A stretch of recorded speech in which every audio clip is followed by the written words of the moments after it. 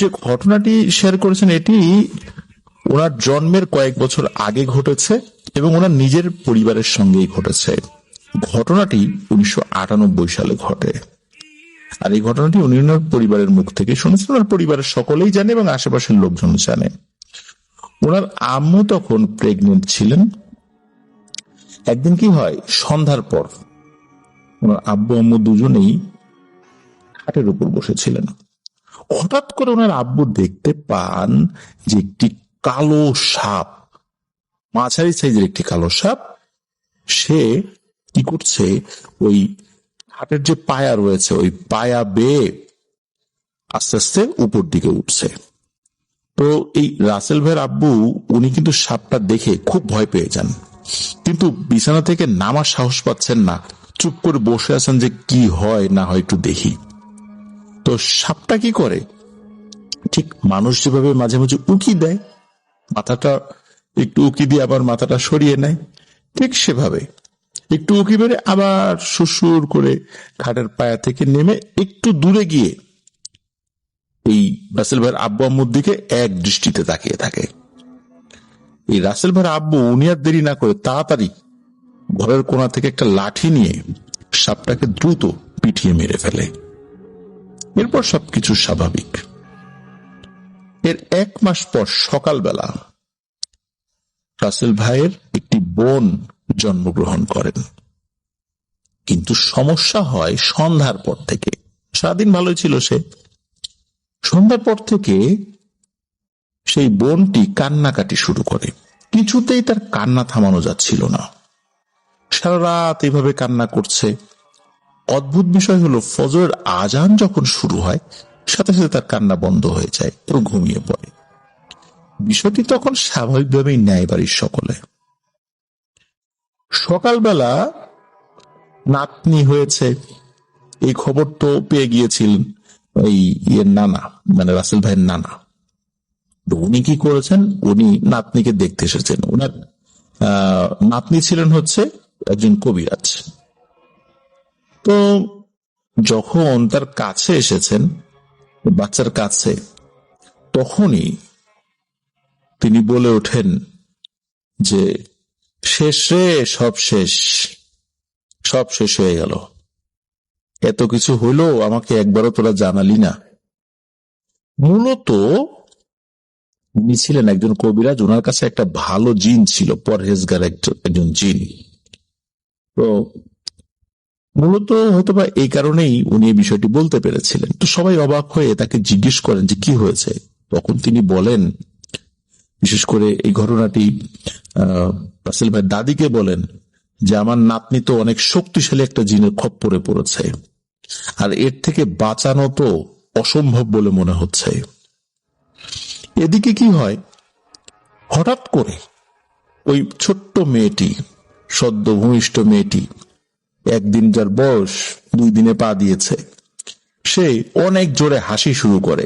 এত ছোট বাচ্চা, নবজাতক বাচ্চা, এত জোরে হাসি, এটা কিন্তু স্বাভাবিক না। কান্নাকাটি করে ঠিক আছে, কিন্তু এত জোরে খিলখিল করে শব্দ করে হাসি, এটা কিন্তু একদম অস্বাভাবিক। এটা দেখে বাড়ির সকলে ভয় পেয়ে যায়। এদিকে যে রাসেল ভাইয়ের যে নানা, উনি তার আব্বুকে বলেন, মানে রাসেল ভাইয়ের আব্বুকে বলেন যে ঘরের পাশের গ্রামে একজন ইমাম সাহেব আছেন, তাড়াতাড়ি তাকে ডাক দিয়ে নিয়ে আসো, ঠিকানা দিয়ে দেন আর কি। তো রাসেল ভাইয়ের আব্বু উনি ইমাম সাহেবের বাড়িতে যান এবং তাকে নিয়ে আসেন জোহরের নামাজের ঠিক পরপরই। তো ইমাম সাহেব কি করে, ওনাদের ঘরের সামনে সে দাঁড়িয়ে যান এবং ঘরের এক কোণার দিকে এক দৃষ্টিতে কিছুক্ষণ তাকিয়ে থাকেন। এবং উনি তাকিয়েছিলেন এবং উনি ঘামে, মানে ওনার সমস্ত শরীর ভিজে যাচ্ছিল। মনে হচ্ছিল উনি এমন কিছু একটা দেখছেন যেটার কারণে ওনার শরীরের, মানে শরীর থেকে ঘাম বের হচ্ছে। কিছুক্ষণ এভাবে তাকিয়ে থাকার পর ইমাম সাহেব আর কোনো কথা না বলে দ্রুত ঘরে ঢুকে পড়েন এবং এই রাসেল ভাইয়ের ছোট্ট ওই বোনকে দেখে উনি বলেন যে আমি দোয়া পড়ে দিচ্ছি, ঝাড়ফুঁক করে দিচ্ছি, কিছুক্ষণ পর এই হাসি থেমে যাবে। সত্যি কিছু সময় পর হাসি থেমে যায়। ইমাম সাহেব বলেছিলেন যে উনি এশার নামাজের পর আবার আসবেন। ইমাম সাহেব চলে যান। ইমাম সাহেব চলে যাওয়ার পর সত্যিই কিছুক্ষণ পর হাসি তো থেমে গিয়েছে, কিন্তু ভয়ানক একটি বিষয় সকলে লক্ষ্য করেন। বিশেষ করে প্রথমে লক্ষ্য করেন এই বাচ্চার মা, মানে রাসেল ভাইয়ের আম্মু। উনি যখন ওই বাচ্চার পেটের দিকে তাকিয়েছেন, প্রচন্ড জোরে দেন এক চিৎকার, ভয়ে সকলে ঘরে ঢুকে পড়ে। তার চিৎকার শুনে জিজ্ঞেস করে কি হয়েছে। তখন উনি বলেন যে পেটের দিকে তাকাও। সকলে তাকিয়ে তো মানে আতঙ্কগ্রস্ত হয়ে পড়েন। এ কি? ওই বাচ্চার পেটের যে চামড়া, আমাদের যে পেটের চামড়া, এটা কিন্তু ট্রান্সপারেন্ট না, মানে স্বচ্ছ না, কাচের মতো না।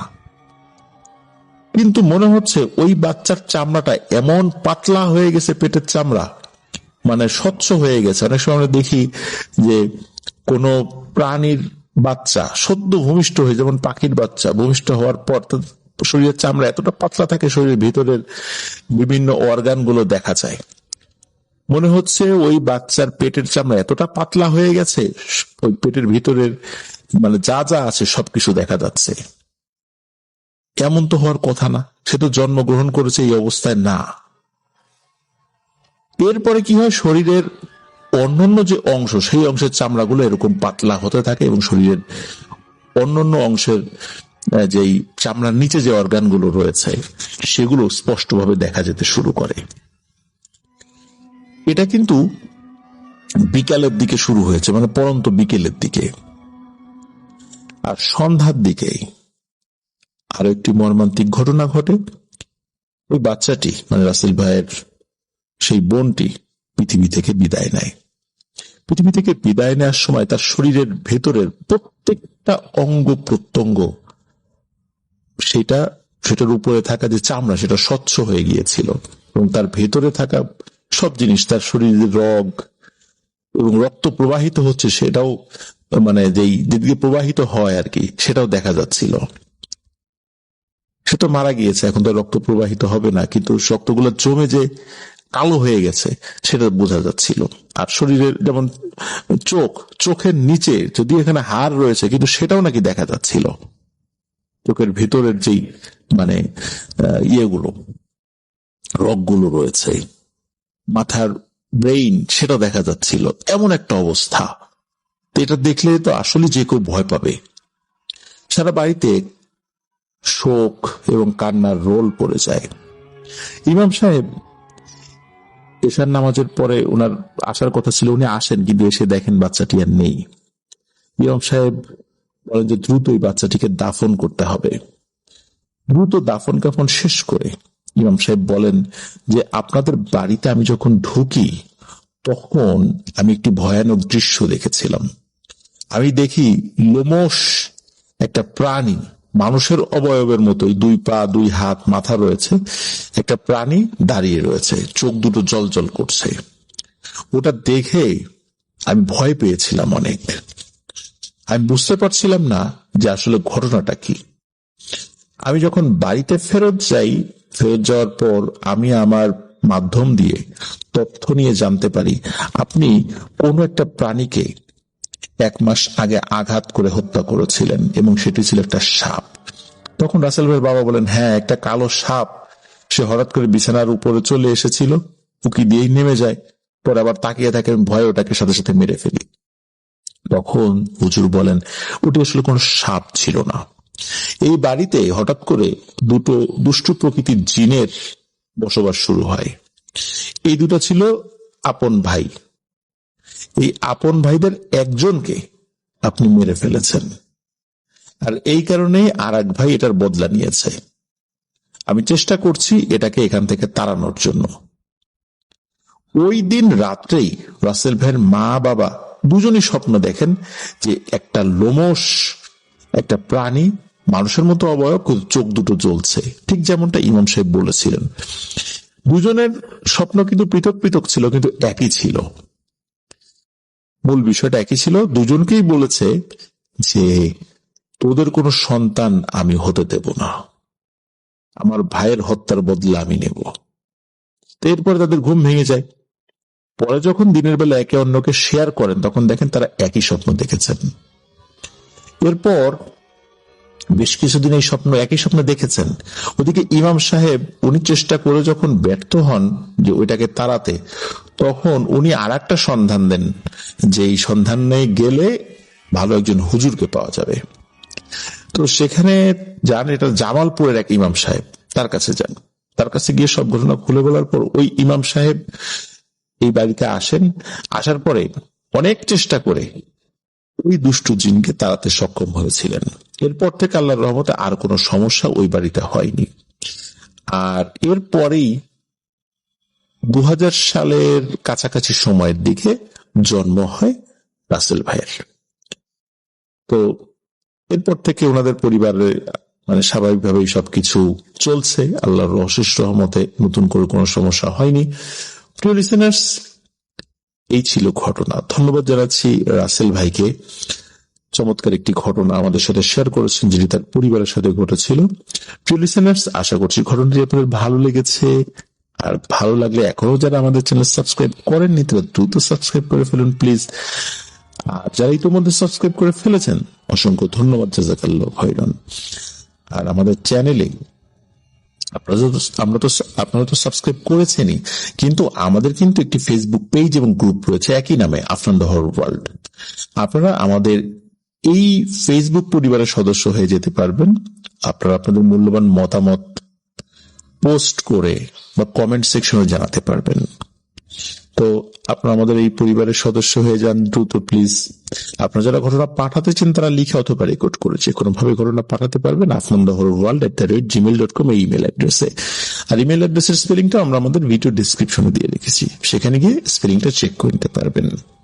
লিসেনার্স, চলে যাই আমাদের এবারের এপিসোডের পরবর্তী আরো একটি নতুন ঘটনায়। স্বাগত।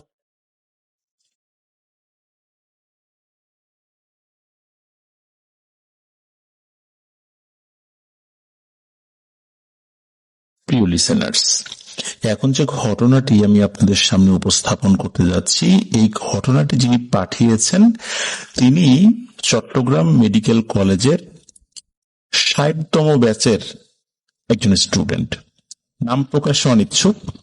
তো উনি যেই ঘটনাটি আমাদের সাথে শেয়ার করেছেন এটি কিন্তু ওনার সাথে ঘটে নাই এবং এটা হাসপাতাল রিলেটেড ঘটনাও না। এটি ঘটেছে ওনাদের সার্জারি ডিপার্টমেন্টের একজন প্রফেসর স্যারের সাথে। ওনার নিজের জীবনে ঘটে যাওয়া এই ব্যাপারটা তিনি ওনাদের সাথে শেয়ার করেছিলেন। তো চলুন ঘটনাটি শুনে আসি। বুঝতেই পারছেন, একজন ডাক্তারের সাথে প্যারানরমাল বিষয় ঘটে যাওয়া।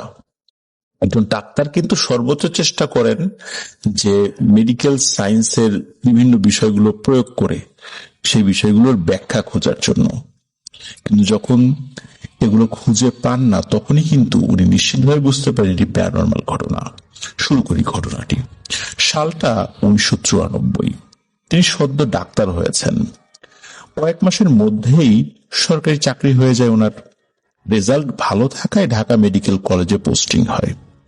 ওনার ব্যবহার মাশাআল্লাহ খুবই ভালো। সরকারি চাকরি করেন, ধর্মকর্মও খুব করেন উনি। ওনার বাড়ি কিন্তু কুমিল্লাতে। ব্যবহার এবং ডাক্তারি জ্ঞান দেখে পাশের এলাকার পরহেজগার একটা পরিবার থেকে ওনার জন্য বিয়ের প্রস্তাব আসে। উনি তো সারাদিন পড়াশোনা, চেম্বার এগুলো নিয়ে ব্যস্ত থাকতেন। বিয়ে শাদীর ব্যাপারে আগ্রহ ছিল, তবে এতটা সিরিয়াস বা উচ্ছ্বসিত তিনি ছিলেন না। ওনার মা মেয়ে দেখে এসে বলেন যে মেয়ে পছন্দ হয়েছে বাবা, তাড়াতাড়ি বিয়ে করে ফেলো এই মেয়েটাকে। তো মেয়ের মা বাবা দুজনেই আবার কোরআনে হাফিজ ছিলেন। বিশেষ করে মেয়ের মা এতটাই পরহেজগার ছিলেন যে ভাসুর দেবরদের সামনে উনি কখনো আসতেন না। যাই হোক, ওই পরিবারেই স্যারের বিয়ে হয়ে যায়। ঢাকায় তখনও স্যার পিজি হসপিটালের মেসে থাকতেন। ওনার ওয়াইফকে তখনও ওভাবে নিজের সাথে শহরে নিয়ে আসতে পারেন নাই। মাসে 2-1 বাড়িতে গেলে ওয়াইফের সাথে দেখা হতো। 6 কি 7 মাস একদম স্বাভাবিকভাবেই কেটেছে। হঠাৎ করে প্রফেসর স্যার খেয়াল করলেন যে রাত্রে ওনার স্ত্রী বিড়বিড় করে কার সাথে যেন কথা বলে। উনি বিষয়টা খুব একটা পাত্তা দেন নাই, ভাবলেন ঘুমের মধ্যে মাঝে মাঝে উনিও তো এরকম করেন, এটা স্বাভাবিক বিষয়। একদিন হঠাৎ ওনার ঘুম ভেঙে যায়। উনি স্পষ্ট শুনতে পান ওনার স্ত্রী একা একা বিড়বিড় করছে না। তার মানে হচ্ছে আরো 2-3টা কণ্ঠ এই প্রফেসর স্যারের কানে ভেসে আসছে। উনি সাইডে ফেরেন, দেখেন ওনার বউ এমন ভাবে বসে আছে যেন সামনে আরো মানুষ রয়েছে, তাদের সাথে কথা বলছেন তিনি। এত রাতে ওনার রুমে তো কেউ আসার কথা না। উনি আবার ঘুমিয়ে যান।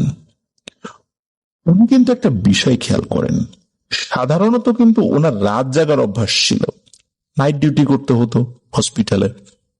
তো শুয়ে পড়ার পর এপাশ ওপাশ করে কিছুক্ষণ পর ওনার ঘুম আসতো। কিন্তু যখনই উনি ওনার স্ত্রীর পাশে ঘুমাতেন, কি একটা মায়াজাল ওনাকে আচ্ছাদন করে ফেলতো, উনি কয়েক মুহূর্তের মধ্যে ঘুমিয়ে পড়তেন। এই বিষয়টাকে উনি স্বাভাবিকভাবেই নেন। ইতোমধ্যে ওনার প্রমোশন হয়, উনি কুমিল্লায় ট্রান্সফার হয়ে চলে আসেন। ফলে উনি নিয়মিত বাড়ি থেকে অফিস করতেন। একদিন যে ঘটনা ঘটে সেটা হলো রাত 1:30 থেকে 2:30 আনুমানিক। উনি ওয়াশরুমে যাওয়ার জন্য ওঠেন এবং ওয়াশরুম থেকে রুমে আসলেন। দেখলেন দুটো সাদা বেড়াল যেন জানালা দিয়ে লাফ দিয়ে বাইরে চলে গেল। তিনি কিন্তু শিক্ষিত মানুষ, ভাবলেন বিড়াল তো রুমে ঢুকতেই পারে, কিন্তু অবাক হলেন এটা ভেবে যে জানালা তো বন্ধ, তাও আবার কাঠের জানালা। জানালার শিক দিয়ে বেড়াল বের হওয়া দেখলেন, কিন্তু বেড়ালগুলো গেল কোথায়? উনি বিষয়টাকে খুব একটা পাত্তা দিলেন না। এভাবেই 2 বছর কেটে যায়। কোনো কারণে ওনাদের কোনো সন্তান হচ্ছিল না। বারবার ওনার স্ত্রীর মিসক্যারেজ হচ্ছিল। উনি চিকিৎসক মানুষ, স্বভাবতই ওনার স্ত্রীর চিকিৎসার কোনো ত্রুটি রাখেন নাই, কিন্তু কোনোভাবেই কোনো কাজ হচ্ছিল না। একদিন যেটা হয় সেটা হলো ওনার ঘুম ভেঙে যায় রাতের বেলা। স্পষ্ট টের পান বিছানার উপর 2টি নারী মূর্তি কুঁজো হয়ে বসে ওনার স্ত্রীর সাথে কথা বলছে। কি কথা বলছে বোঝা যাচ্ছে না, তবে খিলখিল করে হাসির শব্দ আসছিল। উনি ভাবলেন ঘুম থেকে চোখ মেলার পর ওনার হ্যালুসিনেশন হচ্ছে কিনা। এই ভেবে উনি কিছুটা কাশি দেন, মানে গলা খাকারি দেন আর কি, যাতে করে হ্যালুসিনেশন কেটে যায়। তবে উনি কিছুই দেখতে পেলেন না। যখন চোখ মেলেছিলেন তখন দেখতে পেয়েছিলেন, যখন ওই কাশি দিয়ে উঠে বসেছেন তখন কিছু দেখেন না। এদিকে খুব যে প্যারানরমাল কিছু ঘটছিল তা কিন্তু না। তবে সমস্যা যেটা শুরু হয়েছে সেটা হলো, আগে উনি যখন ঘুমাতেন ওনার স্ত্রীর পাশে, কিন্তু এখন উনি ঘুমাতে পারছেন না। বারবার মনে হয় ঘরের আশেপাশে কেউ ঘোরাঘুরি করছে, ধূপধাপ শব্দ হচ্ছে, এরকম কিছু একটা। উনি এটাকেও ভাবলেন হয়তো শেয়াল বা বিড়াল হতে পারে। আর ওনার যে ধরনের চাকরি, অনেক সময় রাত জাগতে হয়, তারপরে অনেক সময় রাত জেগে আবারও দিনের বেলা ডিউটি করতে হয়। তো আসলে ঘুম কি জিনিস এটা, মানে স্বাভাবিকভাবে মানুষ যেভাবে ঘুমায় ওনাদের ক্ষেত্রে এই বিষয়টা ওই সময় হচ্ছিল না, বিশেষ করে ওনার ক্ষেত্রে। ওনার স্ত্রী কিন্তু সারাদিন স্বাভাবিক থাকতো, কিন্তু উনি ঘুমিয়ে যাওয়ার পর যতবার রাত্রে ঘুম ভেঙেছে ততবারই উনি ওনার বউকে আর শুয়ে থাকতে দেখেন নাই। দেখতেন যে বিছানায় বসে আছেন, প্রতিবারই ওনার স্ত্রী বসে থাকতো। আর এই বসে থাকাটা উনি প্রথম দিকে মনে করেছিলেন যে হয়তো হ্যালুসিনেশন হচ্ছে, উনি ভুল দেখছেন, কিন্তু বারবার কি হ্যালুসিনেশন হবে? যাই হোক, একদিন তিনি ওনার স্ত্রীকে জিজ্ঞেস করলেন, তুমি এভাবে বসে থাকো কেন? আর নিজে নিজে যে কথা বলছো এগুলো তো মানসিক রোগের লক্ষণ, তো তুমি ডাক্তার দেখাও, চলো ডাক্তার দেখাই, ভালো একজন মানসিক রোগের ডাক্তার দেখাই। তখন ওনার স্ত্রী কিন্তু খুব স্বাভাবিকভাবে কথা বলেন এবং এটাও বলেন যে তাদের যখন কোনো সন্তান হবে তখন উনি এভাবে আর বসে থাকবেন না, উনি ঘুমাবেন। এই কথা শুনে ওনার প্রফেসর স্যারের তো মানে অবাক হয়ে যাওয়ার মতো অবস্থা। কি বলে, সন্তান হলে বসে থাকবে না, শুয়ে থাকবে, এটা কি ধরনের কথা? উনি এই কথা শুনে খুব হতাশ হন। প্রফেসর স্যারের ফ্যামিলিতে কিন্তু টাকা পয়সা বা অন্য কোনো কিছুর ঝামেলা ছিল না। তবে স্যার যখন রাতে বিছানায় বসতেন, বসার সাথে সাথে কেমন একটা অস্থির হয়ে যেতেন। উনি যে কিছু দেখতেন তা কিন্তু নয়। একদিন কি হয়, হসপিটাল একজন রোগীর ফাইল দেখছিলেন। 20 থেকে 22 বছর বয়সের একজন রোগী, ওনার হার্নিয়া হয়েছিল। রোগীর সাথে তার মা ছিল। এভাবে কয়েকদিন ফলো আপে রেখে অপারেশন করে যেদিন রিলিজ দেবেন, সেদিন ওই রোগীর মা স্যারকে বলেন যে, ডাক্তার সাহেব, আপনার সাথে আমার কিছু কথা আছে। এমন ভাবে বললেন যে কথা আছে। তো অনেক সময় দেখা যায় ডাক্তার রোগীর আত্মীয় স্বজনকে কোনো প্রাইভেট কথা বলার জন্য, এমন কোনো কথা যে রোগীকে বলা যাচ্ছে না, তখন বলেন যে আপনি বসেন, আপনার সাথে আমার জরুরি কিছু কথা আছে। কিন্তু উল্টোটা হলো, ওই রোগীর মা বলছে যে ডাক্তার সাহেব, আপনার সাথে আমার কথা আছে। তো উনি তো চমকে উঠেছেন, ঘটনা কি বলবো, অপরিচিত একটা মানুষ। তো ওই মহিলাটি কোনো কথাবার্তা ছাড়াই হঠাৎ করে ডাক্তার সাহেবকে বলে ওঠেন, মানে প্রফেসর স্যারকে বলে ওঠেন, আপনি আবার আপনার স্ত্রীকে তালাক দিয়ে দেন। যদি তালাক দিয়ে দেন আপনার কোনো ক্ষতি হবে না, আর না হলে কিন্তু আপনারও ক্ষতি হবে, আর আপনার সংসার জীবন অশান্তি বাড়তেই থাকবে। অপরিচিত একটা মহিলা, তিনি এই প্রফেসর স্যারের স্ত্রীকে তালাক দিয়ে দিতে বলছেন। যে কথা শুনে উনি তো চমকে ওঠেন এবং রেগেও যান। স্যার কিন্তু খুব শান্ত স্বভাবের মানুষ, বদরাগী না, খুব নম্রভদ্র, কিন্তু অপরিচিত এরকম মানুষ হঠাৎ করে তার স্ত্রীকে তালাক দিতে বলছেন, এ কথা শুনে তো রেগে যাওয়াটাই স্বাভাবিক যে কোনো মানুষের, তাই না? তো ওই মহিলা বলে ওঠেন যে আপনি রাখবেন না, আমার কথাগুলো শোনেন, সামনের দিনগুলোতে তো আপনি আর রাত্রে ঘুমাতেই পারবেন না। এই কথা শোনার পর প্রফেসর স্যার একদম চুপ হয়ে যান যে আচ্ছা, আমি যে ঘুমাইতে পারি না, মহিলা কিভাবে জানলো? আসলেই তো কোনো কারণ ছাড়াই ওনার ঘুমের সমস্যা হচ্ছে। উনি যখন নাইট ডিউটি করেন, তখন নাইট ডিউটির একদম শেষ দিকে এসে উনি তো হসপিটালে যখন ঘুমান, তখন তো দিব্যি ঘুমান, কোনো সমস্যা থাকে না। বাড়িতে গেলেই ওনার সমস্যা হয়। যাই হোক, উনি আর কথা বাড়ান না। উনি ভদ্র মহিলাকে বলেন যে আচ্ছা ঠিক আছে, আপনার কথাটা আমি আমলে নিলাম। ও ভদ্র মহিলা ওনার কাছ থেকে বিদায় নিয়ে চলে যান। তো ওই দিন বাড়িতে গিয়ে উনি আর মনের মধ্যে কোনো সন্দেহ রাখতে চান না। ওনার স্ত্রীকে বলেই ফেলেন যে সত্যি করে বলো, তোমার সাথে কি সমস্যা, কি হচ্ছে তোমার সাথে, আমি ঘুমাইতে পারি না কেন? তো ওনার বউ প্রথম দিকে অনেকটা চুপ করে বসে আছেন। এরপর নিজে থেকেই ওনার স্ত্রী এই ঘটনা শেয়ার করেন, যদিও শুরুর দিকে শেয়ার করেন নাই, 1-2 দিন পরে গিয়ে শেয়ার করেছিলেন। তার স্ত্রী বলেন ওনার সাথে 2টো মহিলা জিন থাকে, মেয়ে আর মা জিন। এই 2টো জিন মূলত ওনার স্ত্রী নানির মায়ের সাথে ছিল, তারপরে তার নানির সাথে, এইভাবে জেনারেশনের পর জেনারেশন ধরে এটি আসছে। মূলত ওই জেনারেশনে কোনো কন্যা সন্তান হলে, প্রথম সন্তান যেটা কন্যা সন্তান হয়, তার সাথে তারা অবস্থান করে। এই লিগেসি টিকিয়ে রাখার জন্য প্রথম সন্তান কন্যা সন্তানই হতে হবে। ছেলে সন্তান কনসিভ করলে নানাভাবে এই জিনগুলো চেষ্টা করতে যেন এই সন্তানের জন্ম না হয় এবং মিসক্যারেজ হয়ে যায়। এবং এই কারণেই মূলত ওনার মিসক্যারেজ হচ্ছিল, কারণ ওই সন্তানগুলো মিসক্যারেজ হয়েছে এই প্রফেসর স্যারের স্ত্রীর, এগুলো ছিল পুত্র সন্তান।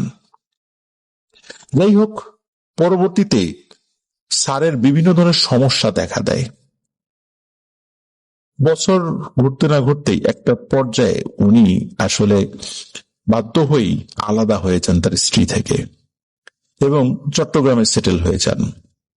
এখানে এসে উনি একজন ডাক্তারকে বিয়ে করেন।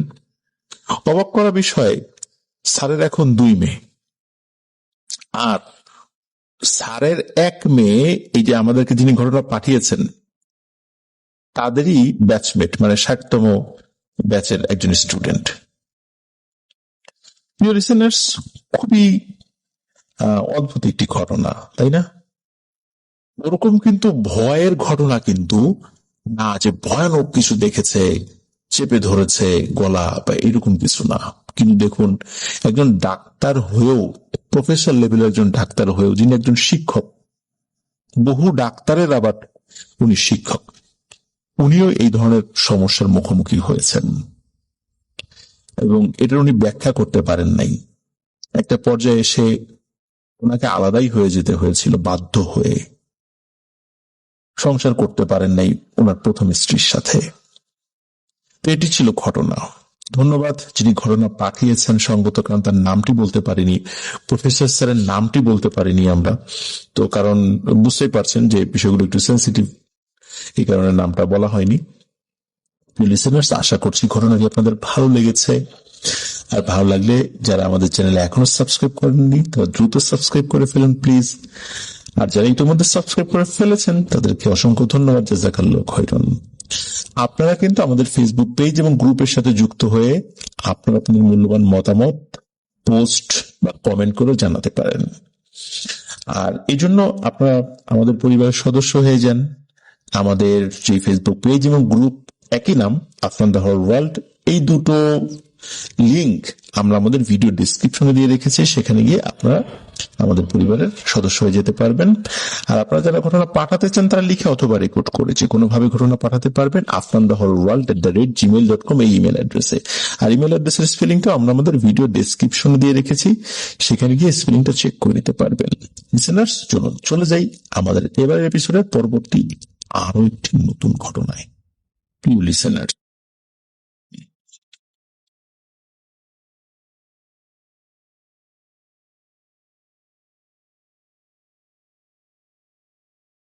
প্রিয় লিসেনার্স, এখন যে ঘটনাটি আমি আপনাদের সামনে উপস্থাপন করতে যাচ্ছি, এই ঘটনাটি পাঠিয়েছেন সাব্বির তন্ময়। ওনার বাড়ি নওগাঁ জেলার মান্দা উপজেলার তেঁতুলিয়া গ্রামে। উনি বর্তমানে গাজীপুরে একটা বেসরকারি অফিসে কর্মরত রয়েছেন। উনি লিখেছেন যে আমাদের সবগুলো ঘটনাই তিনি রেগুলার শোনেন এবং ঘটনা শোনার সময় ওনার মনে হয় যে একদম বাস্তব সেই ঘটনাটি তিনি ফিল করছেন। তো চলে যাই ওনার মূল ঘটনাতে। তো উনি তো আসলে গাজীপুরে যেহেতু জব করেন, উনি গ্রামে থাকেন না, মাঝে মধ্যে ছুটি পেলে উনি গ্রামে যান। তো গ্রামে ওনার দাদা দাদি, বাবা এবং মা রয়েছেন। ওনার বড় দুইজন বোন রয়েছে এবং উনি একমাত্র ভাই বোনদের মধ্যে।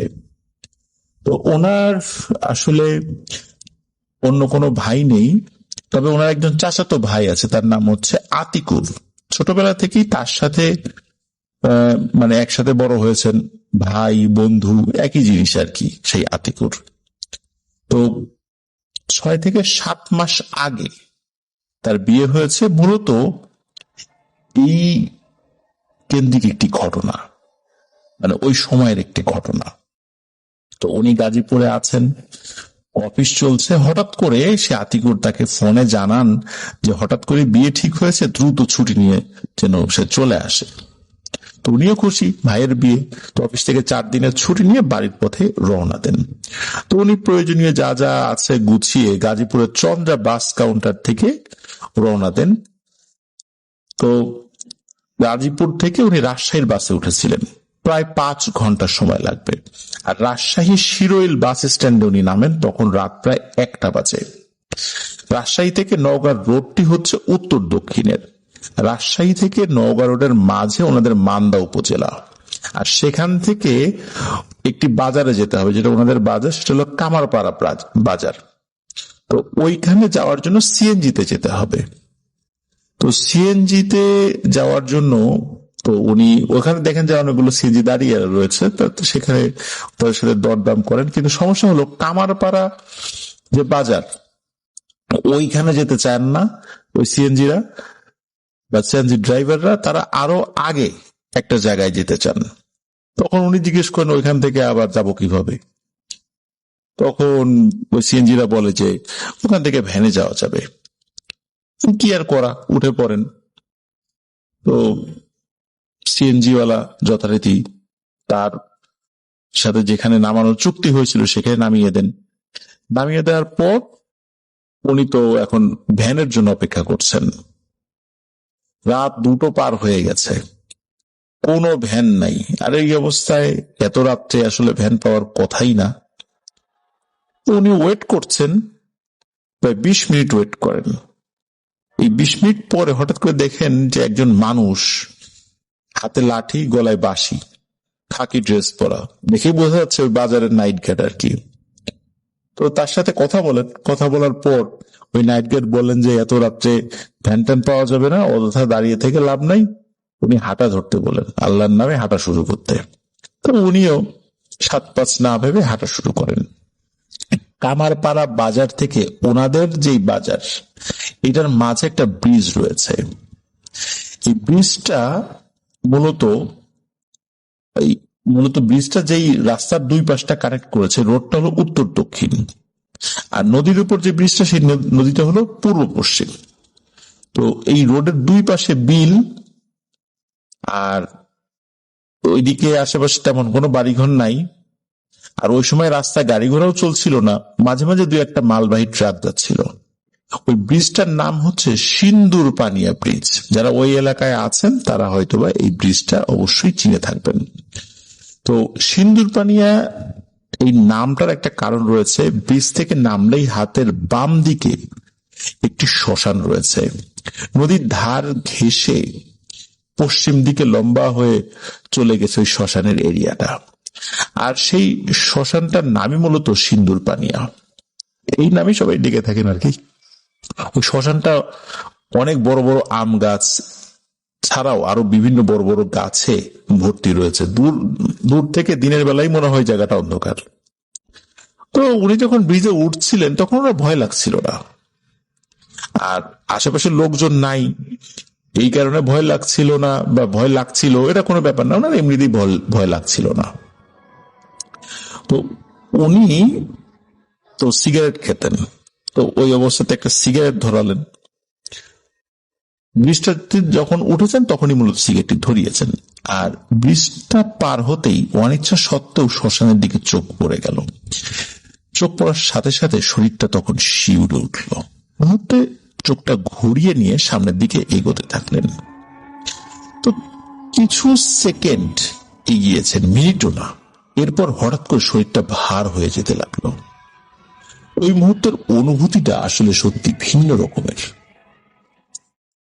মনে হলো হঠাৎ করে উনি একটা ঘোরের মধ্যে চলে যান। মানে হাঁটতে হাঁটতে উনি ঘুমিয়ে গিয়েছিলেন এবং কয়েক সেকেন্ড পর ওনার চোখ খুলল। হাঁটতে হাঁটতে ঘুমিয়ে যাওয়া বিষয়টা খুবই অদ্ভুত, কারণ ওর হাতে তখন সিগারেট ছিল। তো উনি আশেপাশে তাকিয়ে দেখেন যে উনি রাস্তার এক সাইড দিয়ে হাঁটছেন, কিন্তু জায়গাটা উনি চিনতে পারছেন না। অথচ এই রাস্তাটা কিন্তু চিরচেনা রাস্তা। উনি তখন কি করেন, হাতের ঘড়ির দিকে তাকান। ঘড়ির দিকে তাকিয়ে ওনার বুকের ভিতর ধরাস করে উঠল। বাজে 3টা 40। তার মানে হচ্ছে উনি 1 ঘন্টারও বেশি সময় ধরে হেঁটে চলেছেন। কিন্তু ওনার স্পষ্ট মনে আছে উনি ব্রিজটা পার হয়েছেন মাত্র কয়েক মিনিট হবে বা সেকেন্ড হবে। আর উনি ওই কামারপাড়া বাজার থেকেও কিন্তু খুব বেশি দূরে আসেন নাই। এইটুকু পথ হেঁটে আসতে কিন্তু অল্প কয়েক মিনিট লাগে। তাহলে এতটা সময় কিভাবে পার হয়ে গেল? উনি রাস্তায় কিছুক্ষণ দাঁড়িয়ে থাকেন, আশেপাশে একটু চেনার চেষ্টা করছেন। উনি রাস্তার এদিক ওদিক তাকিয়ে দেখছেন, দূরে রাস্তার পশ্চিম দিকে কিছুটা মনে হচ্ছে যে গাছপালা রয়েছে, আর ওইদিকে কিছু ঘরবাড়ির মতো মনে হচ্ছে। জায়গাটা উনি কিছুতেই চিনতে পারছিলেন না। কিছুক্ষণ ওভাবে দাঁড়িয়ে থাকার পর এদিক সেদিক তাকিয়ে উনি দেখেন যে রোড থেকে একটা চিকন রাস্তার মতো চলে গেছে, জমির আইলের মতো, এবং বেশ দূরে একটা সাদা লম্বা টাইপের একটা অবয়ব, তার হাতে একটা হারিকেন রয়েছে, এই জিনিসটা হেঁটে চলছে। তো ওনার কাছে মনে হলো যে কোনো হুজুর টাইপের মানুষ, হয়তো কোনো মসজিদের ইমাম বা মুয়াজ্জিন হবে, মুয়াজ্জিনই হওয়ার কথা। আজান দিতে যাচ্ছে হয়তো, বা তখন তো গরমের সময় ছিল, একটু তাড়াতাড়ি আজান দেওয়ার সময়টা ঘনিয়ে আসে, শীতকালের মতো না আর কি। তো ওনার মাথা কাজ করছিল না। শুধু একজন মানুষের খোঁজ করছিলেন যার সাথে কথা বলা যায়, যার সাথে কথা বলে উনি আসলে এক্সাক্ট কোথায় আছেন সেটা শনাক্ত করা যায়। তো এমন অবস্থায় উনি কি করেন, ওই রাস্তা থেকে নেমে ওই চিকন রাস্তা ধরে দৌড়াতে থাকেন এবং বলতে থাকেন, তো চাচা দাঁড়ান দাঁড়ান দাঁড়ান, একটু কথা আছে দাঁড়ান। তো উনি পেছন থেকে ডেকে চলছেন। আর উনি চিন্তা করছেন, উনি যদি মসজিদের মুয়াজ্জিন হয় ওনার সাথে মসজিদে যাবেন, ফজরের নামাজ পড়ে ভোরের আলো ফুটলে বাড়ির দিকে যাবেন। যেহেতু একটু ভয় পেয়েছেন বা চেনা পরিচিত লাগছে না রাস্তাটা, এই ভাবছেন আর দৌড়াচ্ছেন আর ওনাকে ডাকছেন। তো ওনার কাছে মনে হলো সাদা যে অবয়বটা এবং তার হাতে থাকা হারিকেনের মতো কিছু একটা, দূর থেকে হারিকেনই মনে হচ্ছিল, সেটার ভিতরে থাকা জ্বলতে থাকা হালকা আলো শুরুতে যতটুকু দূরত্বে ছিল এখনো মনে হচ্ছে ততটুকু দূরেই আছে। ওই অবয়বটা তো হাঁটছে আর ইনি কিন্তু দৌড়াচ্ছেন। বেশ কিছুক্ষণ ওইভাবে শরীরের সব শক্তি দিয়ে দৌড়ানোর পর যখন শক্তিতে কোলায় না, তখন দেখেন যে ওই অবয়বটার একটা কাছাকাছি চলে এসেছে। তারপর প্রায় 100 গজ দূরে রয়েছে ওই অবয়ব। উনি আবার হাঁপাতে হাঁপাতে ডাক দেন, চাচা ও চাচা একটু দাঁড়ান, আমাকে সাহায্য করেন। আর ওই অবয়বটা খুবই আস্তে আস্তে হাঁটছিল। শেষমেশ তার প্রায় যখন কাছাকাছি চলে গিয়েছেন, প্রায় হাত পাঁচেক দূরে আছেন ওই অবয়বটা থেকে এই সাব্বির তন্ময়, তখন উনি দেখেন যে ওই অবয়বটা একটু বেশি লম্বা এবং মাথায় কোনো টুপি নেই এবং তার মাথার চুলগুলো অনেক বড়, পিঠ পর্যন্ত লম্বা এবং চুলটা পিছনে ঝুলছে মেয়েদের মতো। এটা দেখে উনি আর এক পা আগান নাই, ওইখানে দাঁড়িয়ে পড়েন। আর যিনি দাঁড়িয়ে পড়েছেন ওই অবয়বটা দাঁড়িয়ে পড়ে, সে আর হাঁটে না। এত সময় কিন্তু সে হেঁটে চলছে। তো ওই সময় কি হয়, ওই অবয়বটা আস্তে আস্তে তার দিকে ঘুরে তাকায়। সে যখন ঘুরে তাকায়, যে ভয়ানক দৃশ্যটা তিনি দেখেছিলেন সেটা আসলে কারো পক্ষে সহ্য করার মতো নয়।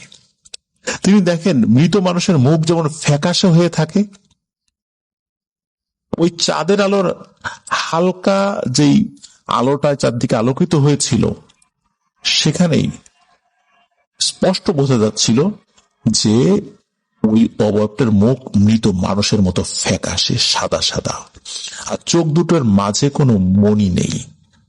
আগুনের ফুলকি ঠিক যেমন ছিটকে বের হয়, ঠিক সেভাবে মনে হচ্ছে ওই চোখ দুটো থেকে আগুনের ফুলকি ছিটকে বের হয়ে যাবে এবং তার দিকে রাগত দৃষ্টিতে তাকিয়ে রয়েছে।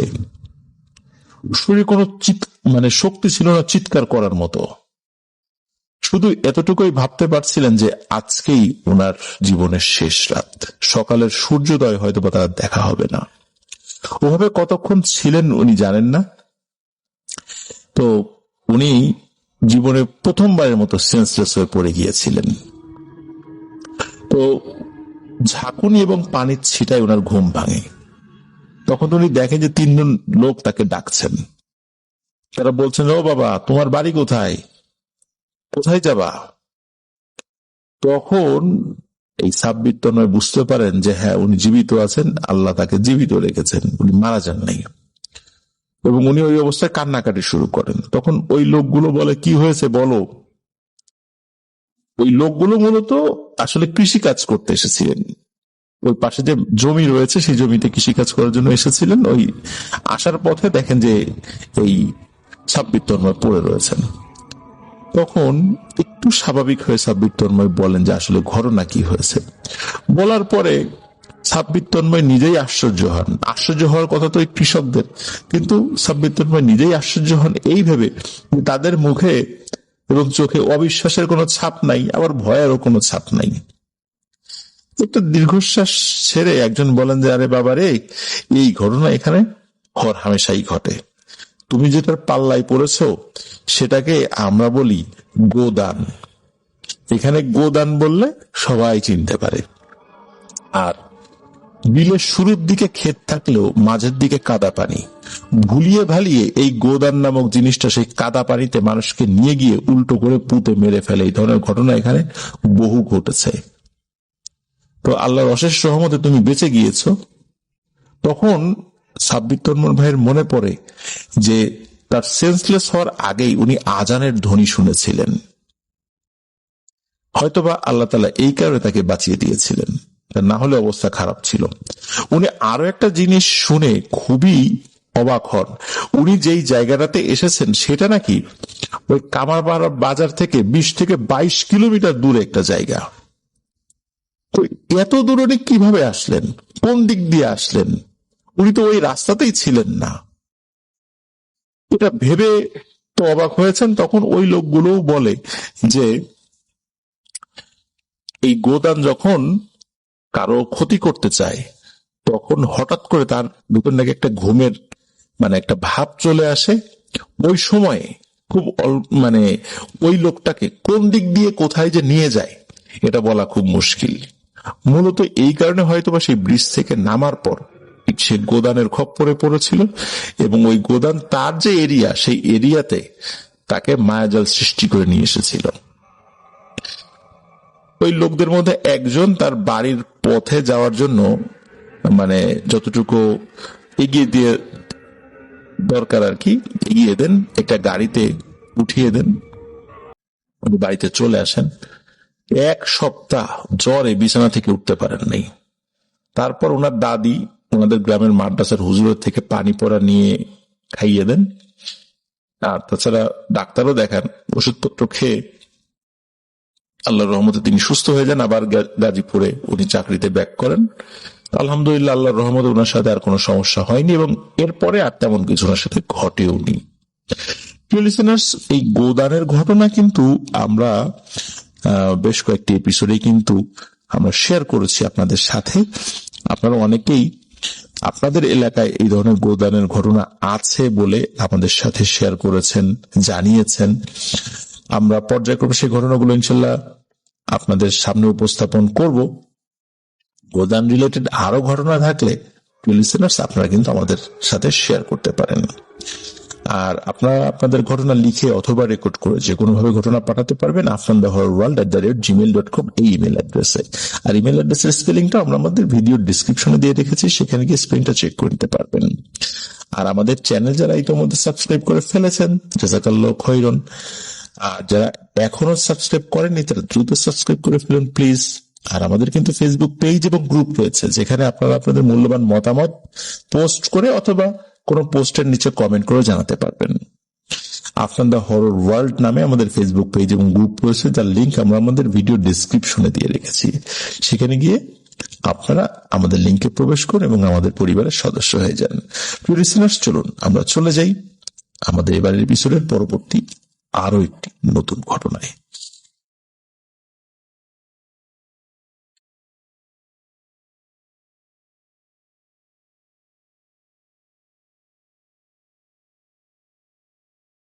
প্রিয় লিসেনার্স, এখন যে ঘটনাটি আমি আপনাদের সামনে উপস্থাপন করতে যাচ্ছি, এই ঘটনাটি আমাদেরকে পাঠিয়েছেন মোহাম্মদ নূর হোসেন হৃদয়। ওনার বাড়ি ফেনী জেলার সোনাগাজী উপজেলার চরডুব্বা গ্রামে। গত ৬৭ নং এপিসোডেও কিন্তু ওনার একটি ঘটনা আমরা প্রচার করেছিলাম। উনি পরপর ঘটনা পাঠিয়েছিলেন, যার কারণে পরবর্তী এপিসোডেই ওনার আরো একটি ঘটনা সিলেক্টেড হয়। আর এই কারণে এই ৬৮ নং এপিসোডে ওনার আরো একটি ঘটনা আমরা প্রচার করতে যাচ্ছি ইনশাল্লাহ। তো চলুন মূল ঘটনাতে চলে যাই। এই ঘটনাটি আজ থেকে প্রায় ১৭ বা ১৮ বছর আগে ঘটেছিল। ওনার বয়স তখন ৫ কি ৭ বছর। ঘটনাটি যার সাথে ঘটে তিনি ওনার আপন মেজ মামা, তার নাম হচ্ছে আব্দুল্লাহ। তো একদিন ওনার মামা এবং তার সমবয়সী কয়েকজন বন্ধু মিলে পরিকল্পনা করেন রাতের বেলা তালের রস চুরি করে খাবেন। তো সেটা করবেন, তো তারা ওনাদের বাড়ির পশ্চিম পাশে বিশাল এক ফসলি জমি আছে। তো স্থানীয় ভাষায় ওই জায়গাটাকে ঢগির পাথর বলে। এই ঢগির পাথর নাকি ১৯৭১ সালের যুদ্ধেরও আগে পাকিস্তানি একটি যাত্রীবাহী বিমান দুর্ঘটনাবশত সেখানে পড়ে যায় এবং বিস্ফোরণ ঘটে। ঘটনাস্থলে পাইলট সহ সব যাত্রী নাকি মারা গিয়েছিল। তখনকার সময় যোগাযোগ ব্যবস্থা সেভাবে ভালো না থাকায় তাদের পরিবারের কাছে অনেককেই ফিরিয়ে দেওয়া সম্ভব হয়নি। সেই যাত্রীদের মধ্যে কেউ কেউ মুসলিম, কেউ কেউ হিন্দু এরকম ছিল। মুসলিমদেরকে আসলে তো কবর দিতে হবে, হিন্দুদেরকে দাহ করতে হবে, কিন্তু কে মুসলিম কে হিন্দু লাশ দেখে কোনো বোঝার উপায় ছিল না। বিস্ফোরণে অনেকের দেহই পুড়ে ভস্ম হয়ে গিয়েছিল, যার কারণে লাশ কোনোভাবেই শনাক্ত করা যায়নি। তো যাদেরকে মোটামুটি হালকা পাতলা শনাক্ত করা গিয়েছে যে তিনি হিন্দু বা মুসলিম, সেক্ষেত্রে তাদেরকে তাদের ধর্ম অনুযায়ী সৎকার করা হলেও যাদেরকে কোনোভাবে শনাক্ত করা যায়নি তাদেরকে মাঠের মধ্যে একটি বড় গর্ত খুঁড়ে নাকি দাফন করা হয়েছিল একত্রে। আর ওই সময় কিন্তু এতটা যোগাযোগ ব্যবস্থা ভালো ছিল না, আর এখনকার সময় যেভাবে অনেক ডিটেলস যাত্রীদের রাখা হয়, ওই সময় কিন্তু অতটা হতো না। তো যাই হোক, এরপরে হয়তো বা পাকিস্তান সরকার কি পদক্ষেপ নিয়েছিল যাত্রীদের বিষয়ে বা তাদের পরিচয় নিশ্চিত করার বিষয়ে, এটা নিয়ে খুব বেশি আর জানা না গেলেও একটি ঘটনা কিন্তু ঘটে যায়। সেটি হলো, ওখানে ওই দুর্ঘটনা ঘটার পরে ওই জায়গাটা অনেকটাই হন্টেড হয়ে যায়।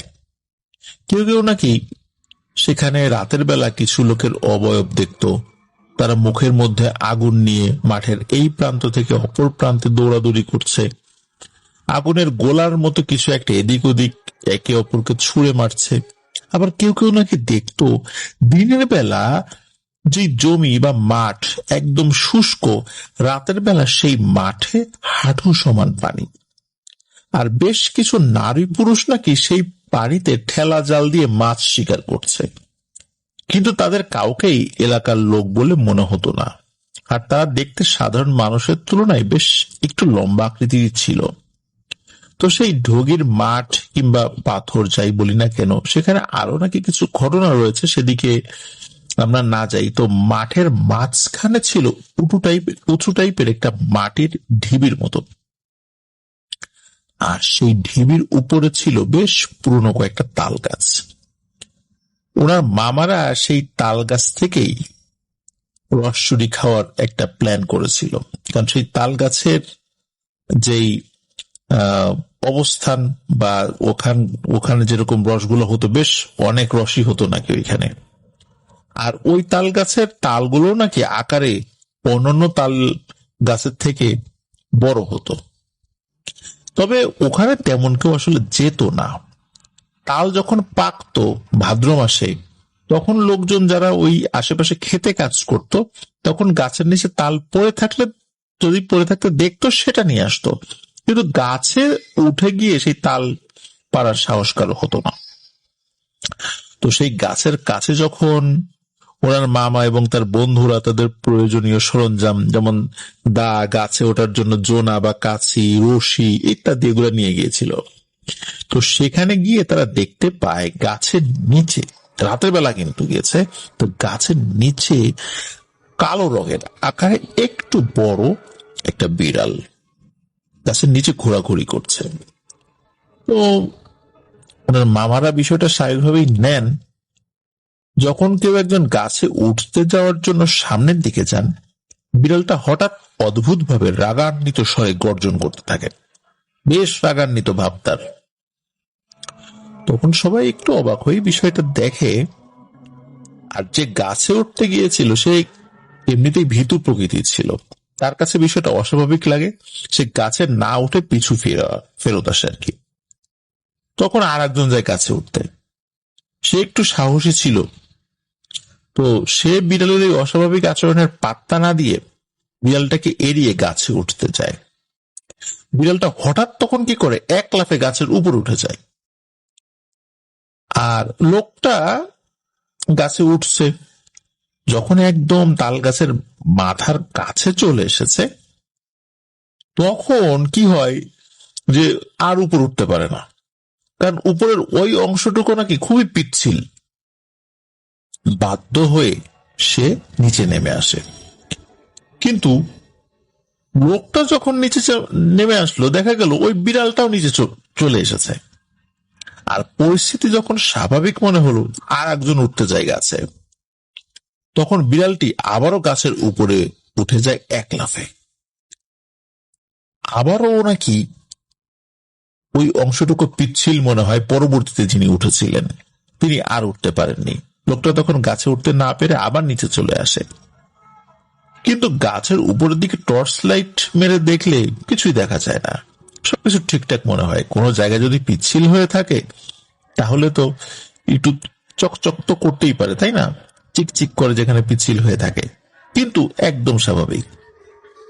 একে একে প্রত্যেকেই চেষ্টা করে, কিন্তু সকলে ব্যর্থ হয়ে ফেরত আসে। তখন সবাই এক প্রকার ভয় পায়, আবার রাগান্বিত হয়। এত কষ্ট করে আসলো, কিছুই ফল পেল না। তখন তারা ফেরত আসতে থাকে। কিছুটা পথ আসার পর হঠাৎ করে তারা শুনতে পায় তাল গাছের ওই দিকটা থেকে, বেশ উপর থেকে, এক প্রকার তিরস্কারমূলক মহিলা কণ্ঠে কিছু কথা ভেসে আসছে, আর অট্টহাসির আওয়াজ ভেসে আসছে। তবে একটা বাক্য তারা সবাই শুনতে পায়, সেটা হলো, কিরে, চলে যাচ্ছিস? শুধু একবার উঠেই দেখতি, কি করতাম তোদের। তোর কপাল অনেক ভালো, তাই বেঁচে গেলি, যা বাড়ি যা। এই শুনে সকলেই দেয় ভৌ দৌড়। এক দৌড়ে মূল রাস্তার উপর চলে আসে। তখন সবাই দৌড় বন্ধ করে কিছুক্ষণ জিরিয়ে নেয় এবং আস্তে আস্তে তারা বাড়ির দিকে হাঁটতে থাকে। তারা যখন চৌরাস্তার মোড়ে আসে, তো এখানে বলে রাখা ভালো, ওই চৌরাস্তার মাথায় একটি নাকি আশ্রয় কেন্দ্র রয়েছে, আর ওই রাস্তার মোড়ে রয়েছে পুরনো একটা বাঁশঝাড়। তো ওই চৌরাস্তার মোড়ে যখন এসেছে, ওই দিক থেকে বাঁশঝাড়ের কাছে আরো অনেকেই কিন্তু দিনের বেলা বা রাতের বেলা অনেকেই নাকি ভয় টয় পেয়েছে। তো ওই নূর হোসেন হৃদয় ভাইয়ের মামা এবং তার বন্ধু সেই বাঁশ ঝাড়ের ওই দিক দিয়ে কিন্তু যেতে হবে। বাঁশ বাগানের কাছে এসে দেখে ঠিক ওই বিড়ালটা ওই বাঁশের ভেতর থেকে বের হয়ে রাস্তার মাঝখানে ঠায় দাঁড়িয়ে আছে এবং তাদের দিকে রাগান্বিত চোখে তাকিয়ে আছে। মনে হচ্ছে যে পথ আগলে দাঁড়িয়েছে, তাদেরকে যেতেই দেবে না। এই বিড়ালটাকে দেখেই এই নূর হোসেন হৃদয় ভাইয়ের যে মামা, ওনার কিন্তু রাগ উঠে গেছে। কি স্বাভাবিক কি অস্বাভাবিক বিড়াল, এইটা তার মাথায় নেই। প্রথমে এক বিড়াল দেখে একটা সমস্যা হলো, সেই বিড়াল গাছে উঠতে দেয় না, আবার এটা সেটা সমস্যা হলো। এখন আবার রাস্তার মাঝখানে আর একটা কালো বিড়াল আসছে। ওনার এমন রাগ হয়েছিল, ওনাদের সাথে তো একটা দা ছিল, তো উনি ওই দা অন্য এক বন্ধুর হাত থেকে নিয়ে ওই বিড়ালটার দিকে প্রচন্ড জোরে ছুঁড়ে মারে। আর ওই দাটা ঠিক বিড়ালের গায়ে এসে পড়ে, বিড়ালটা রাস্তার মাঝখানে ছটফট করতে থাকে। ঠিক তারই সাথে সাথে সেই বাঁশঝাড়ের মাথার দিকে শুরু হয় প্রবল ঝড়। বাকি সব দিকে পরিস্থিতি স্বাভাবিক, কিন্তু বাঁশঝাড়ের ভেতরে প্রবল উত্তাল একটা পরিবেশ বিরাজ করছে। মনে হচ্ছে পুরো বাঁশঝাড় ভেঙে তাদের গায়ের উপর এসে পড়বে। তখন মামার বন্ধুরা সবাই মামাকে বকাবকি শুরু করে এবং সেখান থেকে তারা দৌড়ে দ্রুত পালিয়ে যায়। সবাই যার যার বাড়িতে চলে গেলেও কিন্তু এই যে মামার বাড়ি তো কাছাকাছি ছিল, তখন তাকে তো একা একা আসতে হবে। তো উনি বাড়িতে ফিরছিলেন, আর এই নূর হোসেন হৃদয় ভাইয়ের নানাদের বাড়ির রাস্তার মধ্যেই রয়েছে আবার দুটো তাল গাছ। তো মামা যখন বাড়ির রাস্তা দিয়ে প্রবেশ করে, তখন সামনের দিকে তাকিয়ে দেখে সেই তাল গাছের পাতাগুলো অস্বাভাবিকভাবে নড়ছে, কোন ধরনের বাতাসের উপস্থিতি ছাড়াই। এই নড়াচড়াটা এমন ছিল, বাতাসের তাল পাতা নড়লে যেমনটা মনে হয় তা কিন্তু না। কেউ যদি হাত দিয়ে ঝাঁকাতে থাকে প্রত্যেকটি পাতা, ঠিক যেমন শব্দ হয় এবং যেরকম সিচুয়েশন হয়, ঠিক তেমনটা। আপনারা ফিল করুন এবং বোঝার চেষ্টা করুন, কেউ হাত দিয়ে যদি তালপাতা ঝাঁকাতে থাকে কেমনটা দেখা যেতে পারে। ঠিক তেমনটা যখন হচ্ছিল, কোন ধরনের বাতাসের উপস্থিতি ছাড়া, তখন এই আব্দুল্লাহ মামা ভীষণ ভয় পেয়ে যান। উনি বাড়িতে ঢোকারও সাহস পাচ্ছেন ওই তাল গাছ পেরিয়ে। আর এতক্ষণ পর্যন্ত ওনাদের সাথে যা ঘটে গেল, এটা সবই ওনার খুব ভালো করে মনে পড়ছে। তখন তো সবাই একসাথে ছিল, কিন্তু এখন তো মামা একা। এখন উনি না পারছে পেছনে যেতে, না পারছে ভয়ের সামনে যেতে, অজ্ঞান হয়ে যাওয়ার মতো অবস্থা। এরই মধ্যে ওনাদের বাড়ির একজন সদস্য, ওনারা তো শরিক ফ্যামিলি, তো বাড়ির একজন সদস্য টর্চ নিয়ে বাইরে আসে। কি কারণে আসছে এটা কেউ জানে না। তো উনি যখন রাস্তার দিকে টর্চ মারে কোন একজন ব্যক্তি দাঁড়িয়ে থাকা দেখে, এই টর্চের আলো দেখে উনি বুঝতে পারেন যে এটা তো আব্দুল্লাহ। পরে বলে, কি আব্দুল্লাহ নাকি? ওই মুহূর্তে তো আব্দুল্লাহ মামা সাহস ফিরে পান।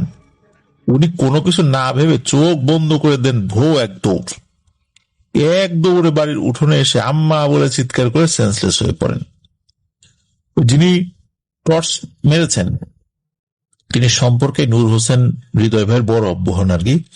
তো তিনি মামার এই অবস্থা দেখে মামাকে ধরাধরি করে ঘরের সামনে নিয়ে এসে বসায়। ততক্ষণে বাড়ির সকলে কিন্তু ঘুম থেকে উঠে গেছে। মামার জ্ঞান ফেরানো হয়। মামা তখন পুরো ঘটনা কাউকে না বলে শুধু বাড়ির সামনের তাল গাছের গোড়ায় ভয় পেয়েছে বলে জানায়। তখন সবাই মামাকে সান্ত্বনা দিয়ে বলে, ওসব কিছু না, তুই হয়তো ভুল দেখেছিস, এসব বলে তাকে ঘুমিয়ে যেতে বলে আর কি। আর মামা কোনো কথা না বলে উনি ঘুমাতেও চলে যান। রাত তখন প্রায় 1টা। মামা তার সাথে ঘটে যাওয়া বিষয় নিয়ে ভাবতে ভাবতে হঠাৎ ঘুমিয়েই পড়েন। রাত যখন আনুমানিক 2:30 কি 3টা, তখন মামার ঘুম ভেঙে যায় বেশ কয়েকটা বিড়ালের ডাকে। অনবরত সেই বিড়ালগুলো ডেকেই চলছে আর ঘরের চারপাশে ঘুরছে। মামার রুমের বাইরে যেই জায়গাটা রয়েছে সেখানে মনে হচ্ছে যে টিনের বেড়া, তো টিনের উপর যদি কেউ নখ দিয়ে আঁচড় কাটে যেমন শব্দ হয়, মনে হচ্ছে ওই বিড়ালগুলো ওই নখ দিয়ে টিনের উপর আঁচড় কাটছে। এই অবস্থা যখন হয় তখন মামা তো ভীষণ ভয় পেয়ে যান। ওই সময় তো ছিল গরমের সিজন। গরমের মধ্যে কাঁথা মুড়ি দিয়ে মামা শুয়ে থাকেন আর মনে মনে আল্লাহকে ডাকতে থাকেন।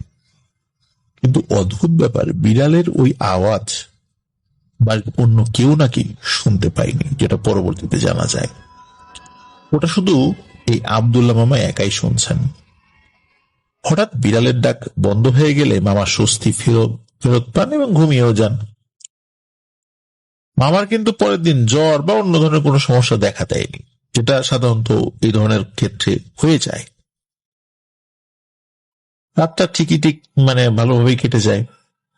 সকালবেলা ঘুম থেকে উঠে মামা কারোর সাথে আর কথা বলেন না, নাস্তাও করেন না, বেশ চুপচাপ হয়ে যান। সারাদিন ভাবতে থাকেন তার সাথে কি কি ঘটনা ঘটে গেল। তাহলে সবই কি ওই বিড়ালটাকে আঘাত করার কারণে হচ্ছে? এসব ভেবে মামা নিজেও খুবই অনুতপ্ত হতে থাকেন। সারাদিন তেমন কিছুই খান নাই, মন মরা হয়ে বসে থাকেন। ঘরের লোকেরা কিছু জিজ্ঞেস করলেও কিছু না বলে এড়িয়ে চলে যান। বিকালবেলা সেই বন্ধুদের সাথে দেখা হলে রাতের বিষয় নিয়ে যখন কথা তোলে সবাই, তখন মামা ওনার সাথে যে ঘটনাগুলো ঘটেছে সেগুলো শেয়ার করেন। এই শুনে তার বন্ধুরা কিন্তু সবাই তাকে নিয়ে হাসি তামাশা শুরু করে। ওখান থেকে মামা মন খারাপ করে বাড়িতে চলে আসেন। বিকেলের পর সন্ধ্যা হয়ে যখন রাত নেমে আসে, মামার মনে হঠাৎ অজানা ভয় জানান দিতে শুরু করে। মামার ভেতর এমন শুরু হয়ে যায় যেন ভয়ে কোথায় লুকাবে এই অবস্থা। ভয়ে উনি ঘর থেকে বের হন না, গুটিসুটি মেরে শুয়ে থাকেন। রাতে খেতে ডাকলে খাবেন না বলে জানিয়ে দেন এবং আবার শুয়ে থাকেন। মামার এমন আচরণ বাড়ির সবাইকে ভাবিয়ে তোলে যে ছেলেটা সারাদিন কিছুই খায়নি, আবার খেতে ডাকলেও আসছে না, হঠাৎ হলোটা কি? বাড়ির সদস্য তো জানে না যে রাতে এতগুলো ঘটনা ঘটেছে, শুধু জানে যে বাড়ির কাছে যে তাল গাছ সেখানে ভয় পেয়েছে। এদিকে নূর হোসেন হৃদয় ভাইয়ের যিনি নানি, উনি মামার রুমে গিয়ে মামার গায়ে হাত রাখলেন। তখন মামা ভয়ে কেঁপে উঠলেন, এক লাফ দিয়ে বিছানায় বসে পড়েন। মামার এই আচরণে নানি কিন্তু বেশ ভয় পান। আসলে মামার হয়েছেটা কি, এটা যখন তিনি জানতে চান তখন মামা তো প্রথমে বলতে চান না।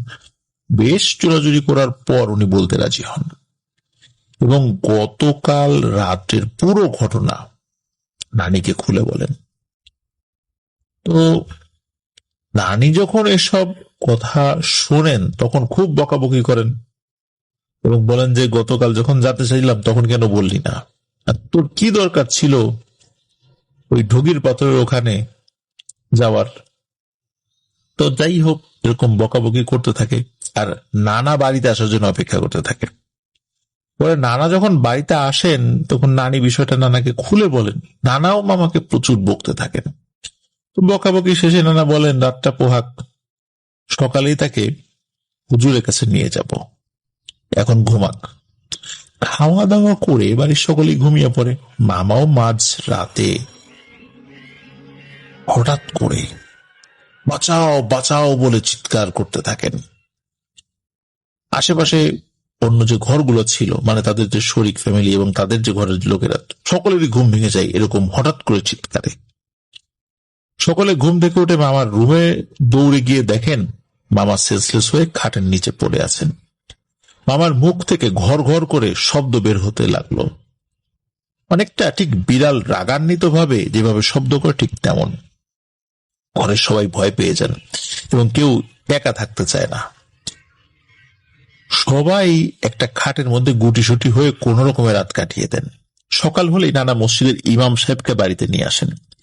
ইমাম সাহেব মামার মুখ থেকে পুরো ঘটনা শোনেন এবং কি হয়েছে কিন্তু জিজ্ঞেস করেন, বিশেষ করে গতকাল রাত্রে।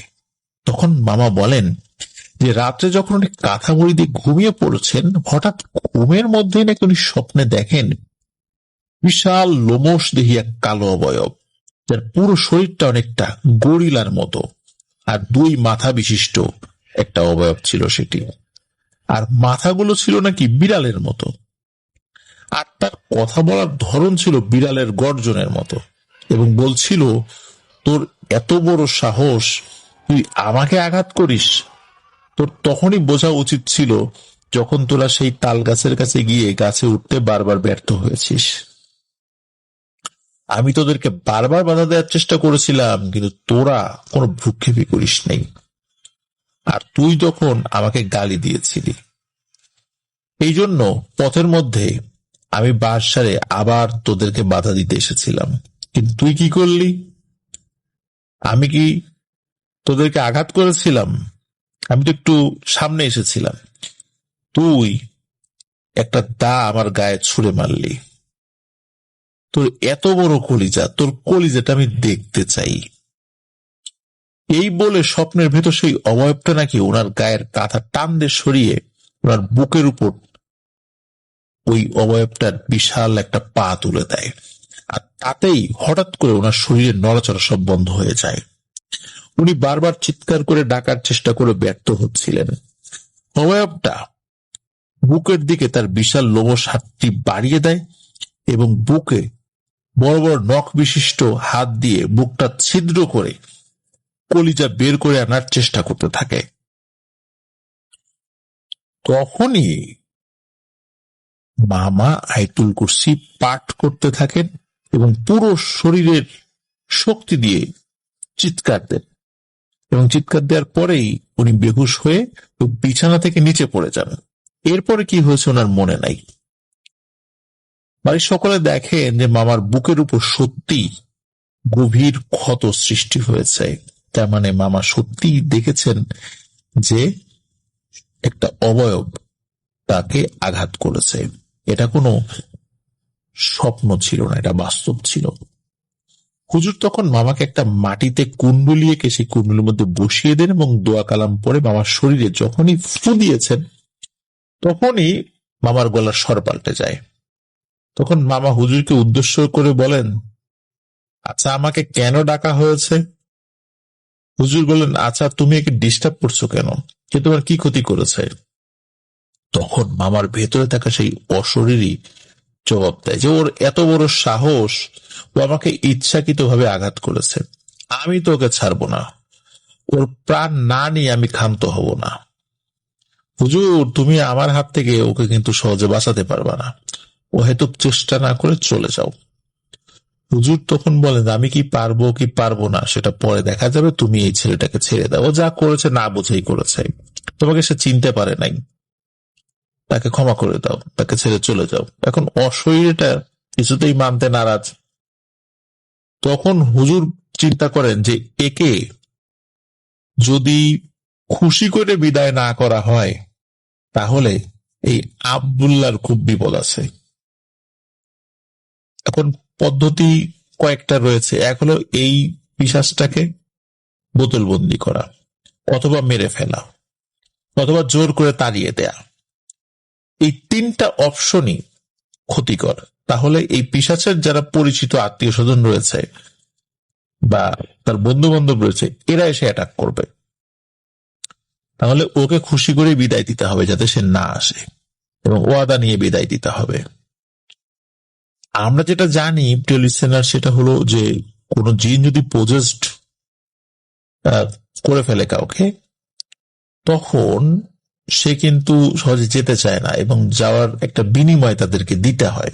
এবং এটা কেন দিতে হয় এটাও আমি মোটামুটি কয়েকজনের সাথে আলোচনা করে যেটা বুঝতে পেরেছিলাম এবং বিভিন্ন ভাবে অ্যানালাইসিস করে বুঝতে পেরেছি, সেটা হলো যে যদি যেতে হয় তখন একটা কাফফারা তাদেরকে দিতে হয়, তাহলে নাকি ওরা চলে যেতে পারে। তা না হলে ওরা নাকি আবার ওই ব্যক্তির উপর ফেরত আসতে হয়, তা না হলে আবার ওদের ক্ষতি হয়। এই জন্য ওরা চলে যাওয়ার জন্য কিছু একটা দাবি করে। তো যখন ওই হুজুর একটা বিনিময় দেওয়ার কথা বলে, তখন সে বলে একটা কালো রঙের খাসি এবং 5 কেজি মিষ্টি দিতে হবে। হুজুর বলে খাসি দেওয়া যাবে না, এদের অবস্থা ভালো না, খাসির পরিবর্তে অন্য কিছু চাও। তখন খাসির পরিবর্তে একটা কালো রঙের মুরগি এবং 5 কেজি মিষ্টি, যেন রাতের বেলা এই আব্দুল্লাহ বাবা ঠিক যেখানে বিড়ালটাকে আঘাত করেছিল একা একা গিয়ে সেখানে রেখে আসে এবং সোজা সামনের দিকে রেখে চলে আসে, পিছন দিকে যেন না তাকায়। হুজুর তখন বলে ঠিক আছে তাই হবে, তুমি এখন চলে যাও। তো সত্যি ওই অশরীরটা মামার শরীর ছেড়ে দেয়, মামার সেন্সলেস হয়ে মাটিতে মুখ থুবড়ে পড়ে যান। আর হুজুর কি করেছেন, মামাকে প্রায় 41 দিন একটা আমল দিয়েছিলেন, এই আমলগুলো করতে বলেছিলেন।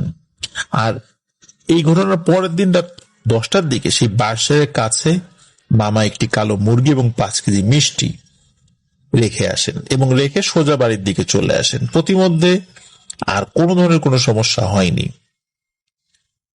এরপরে মামার সাথে ওই ধরনের কোনো ঘটনা আর ঘটেনি, মামা সুস্থ হয়ে যান। এটি ছিল আব্দুল্লাহ মামার সাথে ঘটে যাওয়া একটি ঘটনা। তো প্রিয় লিসেনার্স, আশা করছি এই ঘটনাটি আপনাদের ভালো লেগেছে। ধন্যবাদ জানাচ্ছি নূর হোসেন হৃদয় ভাইকে, প্রতিনিয়ত আমাদেরকে ঘটনা পাঠিয়ে যাচ্ছেন। উনি পেশা একজন ইলেকট্রিশিয়ান এবং এক ড্রাইভিং প্রফেশনে রয়েছেন। প্রিয় লিসেনার্স, যারা আমাদের চ্যানেলে এখনো সাবস্ক্রাইব করেননি তারা দ্রুত সাবস্ক্রাইব করে ফেলুন প্লিজ। আর যারা ইতিমধ্যে সাবস্ক্রাইব করে ফেলেছেন, জাযাকাল্লাহু খাইরান, তাদেরকে অসংখ্য ধন্যবাদ জানাচ্ছি। আর আমাদের কিন্তু একটি ফেসবুক পেজ এবং গ্রুপ রয়েছে, আফনান দা হরর ওয়ার্ল্ড নামে। আর এই দুইটা লিঙ্ক কিন্তু আমরা আমাদের ভিডিও ডেসক্রিপশনে দিয়ে রেখেছি। সেখানে গিয়ে আপনারা আমাদের পরিবারের সদস্য হয়ে যেতে পারবেন। আপনারা আপনাদের মূল্যবান মতামত পোস্ট করে বা কোনো পোস্টে কমেন্ট করে জানাতে পারবেন। আর আপনারা যারা ঘটনা পাঠাতে চান তারা লিখে অথবা রেকর্ড করে যে কোনো ভাবে ঘটনা পাঠাতে পারবেন afnanthehorrorworld@gmail.com এই ইমেল অ্যাড্রেসে। আর ইমেল অ্যাড্রেসের স্পেলিংটাও আমরা আমাদের ভিডিও ডেসক্রিপশনে দিয়ে রেখেছি, সেখানে গিয়ে স্পেলিংটা চেক করে নিতে পারবেন।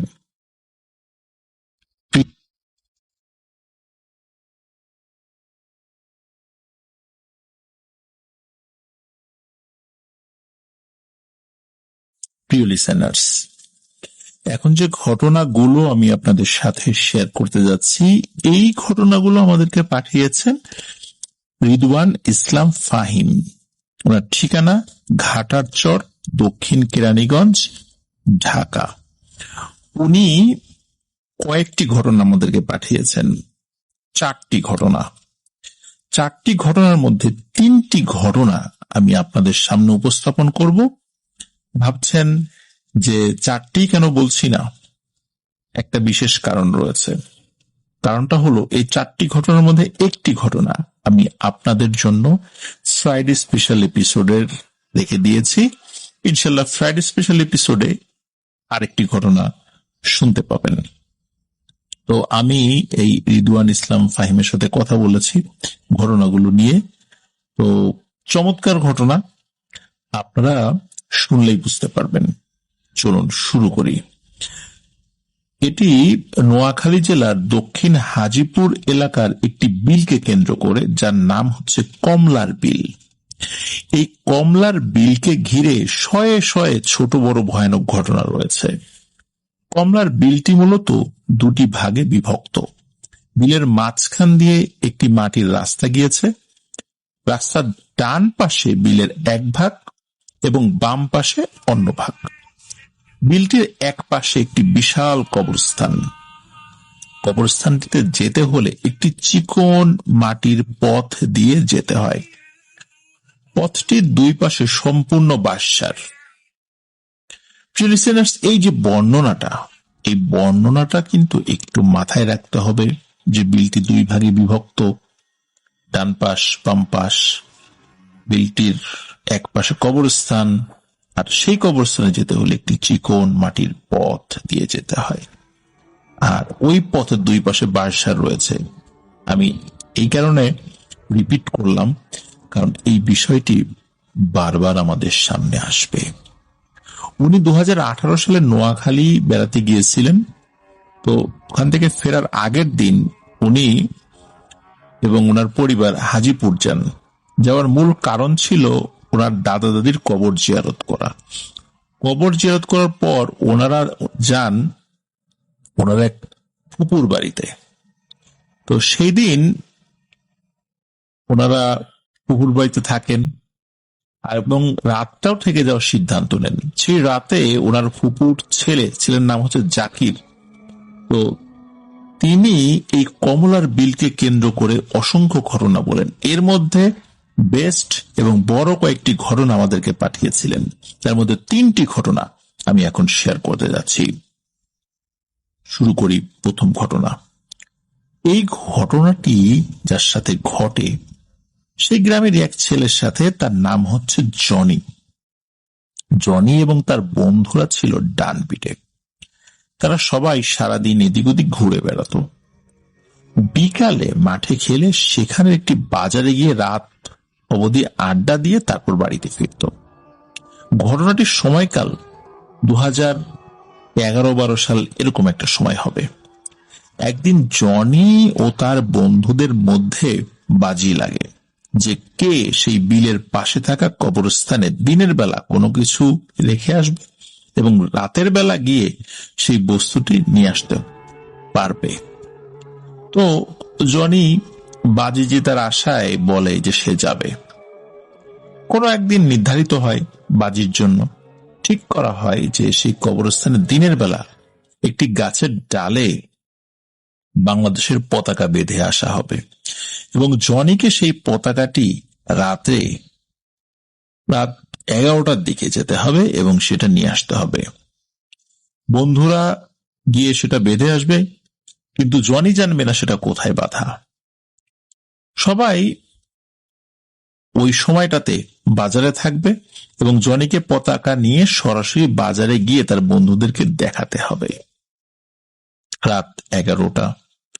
জনি রওনা দেয় বাজার থেকে কবরস্থানের উদ্দেশ্যে। সেই বাজার থেকে কবরস্থান যেতে 10 মিনিট লাগে। যেহেতু গ্রাম এলাকা, রাতের 11টা মানে কিন্তু চারদিকে সম্পূর্ণ জনশূন্য এবং থমথমে। জনির একটু ভয় লাগতে শুরু করে।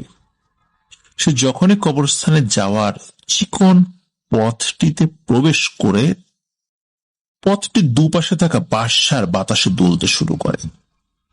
জনি মনে করে সে শীঘ্রই ঝড়ের কবলে পড়বে, তাই জনি জোরে জোরে পা চালানো আরম্ভ করে দেয়। কবরস্থানে ঢুকে সে আশেপাশের গাছগুলোতে মোবাইলের টর্চ মেরে দেখতে থাকে। সে দেখতে পায় একটি গাছের নিচু একটি ডালে একটি ছোট্ট পতাকা বাঁধা।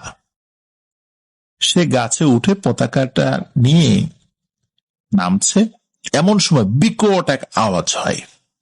আওয়াজটি এমন যেন কোনো বিস্ফোরণ হয়েছে। আওয়াজটি শুনে জনি মারাত্মকভাবে আঁতকে ওঠে এবং নিচে পড়ে যায়। জনি তড়িঘড়ি করে উঠে কবরস্থানের বাইরের দিকে দৌড় লাগায়। কবরস্থানের বাইরে পা দিতেই তার মনে পড়ে সে যখন গাছ থেকে নিচে পড়ে যায় তখন পতাকাটা তার হাত থেকে ছুটে যায় এবং সেখানে রয়ে যায়। সে আবার দৌড়ে ভেতরে যায়। সে গাছের কাছে গিয়ে মাটিতে পড়ে থাকা পতাকাটি হাতে নিয়ে সোজা হয়ে দাঁড়িয়েছে, এমন সময় পাশে কিছু একটা সে পড়ে থাকতে দেখে। সে ভালো করে দেখার জন্য মোবাইলে টর্চ অন করে। সে টর্চ জ্বালাতেই যা দেখতে পায় তা দেখে জনির মাথায় আকাশ ভেঙে পড়ে। জনির মাথার ভিতর সবকিছু গুলিয়ে যায়। সে আতঙ্কে যত জোরে সম্ভব দৌড় লাগায় বাজারের দিকে। সে এক দৌড়ে পৌঁছে যায় বাজারে। জনিকে দৌড়ে আসতে দেখে তার বন্ধুরা তার কাছে যায়। তারা জনিকে হাঁপাতে দেখে প্রথমে শান্ত করে, তারপর জিজ্ঞেস করে কি হয়েছে। জনি তাদেরকে সবকিছু খুলে বলে। জনি তাদেরকে এইটাও বলে যে সে আসার সময় কি দেখেছিল। সব শুনে তার বন্ধুরা তাকে বলে, তুই একটা ভীতু, তুই আসলে কবরস্থানের ওখানে যাসই নাই, আর এখন উল্টাপাল্টা কাহিনী তুই বানাচ্ছিস। জনি তাদেরকে বলে সে মিথ্যে বলছে না এবং সে আসলেই কবরস্থানে গিয়েছিল। এই বলে সে হাতের মুঠোয় গুজে রাখা সেই ছোট্ট পতাকাটি তার বন্ধুদেরকে দেখায়। তার বন্ধুরা পতাকাটা হাতে নিয়ে পরীক্ষা নিরীক্ষা করে বুঝতে পারে এইটা সেই পতাকা যেটি তারা কবরস্থানে রেখে এসেছিল। তারা বুঝতে পারে এভাবে যে তারা আগে পতাকাটির এক জায়গায় একটা চিহ্ন দিয়ে রেখেছিল, যেটা তারা জনিকে জানায়নি।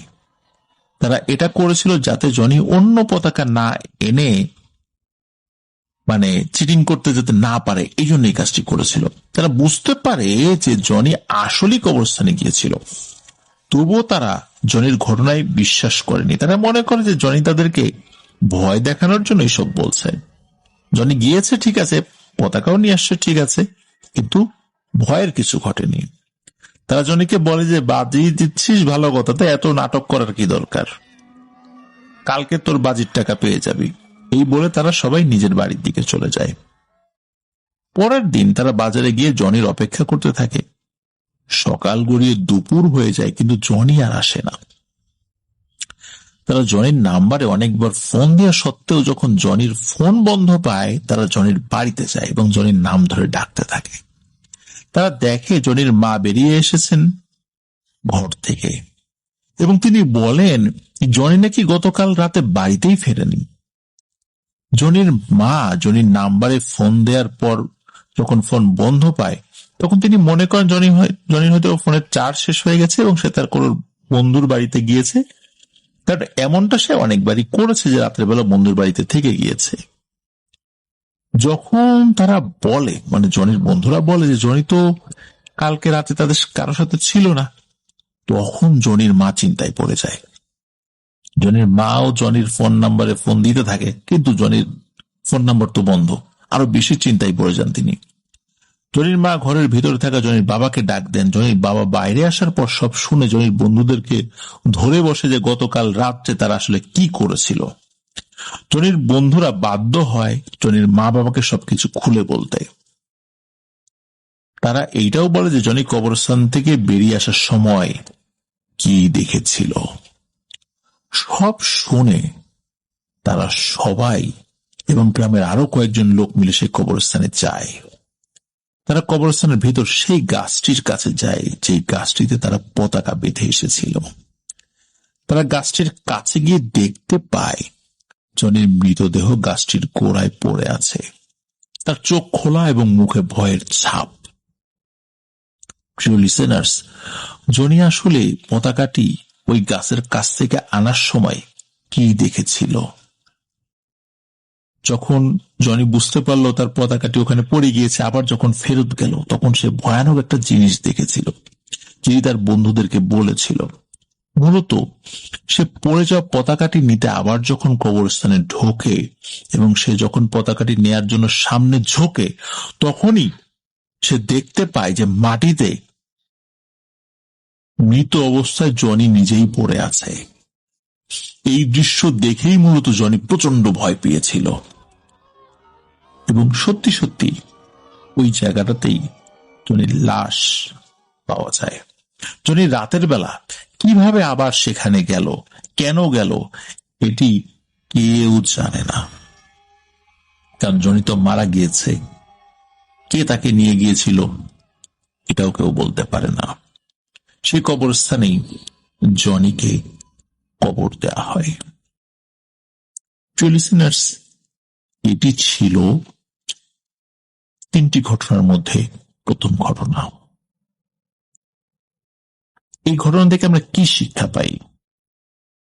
ভুল করেও এমন কোনো বাজি ধরা যাবে না যা আমাদের জীবনের জন্য হুমকি হয়ে যায়।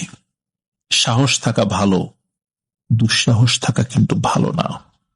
জনির আত্মার মাগফিরাত কামনা করি।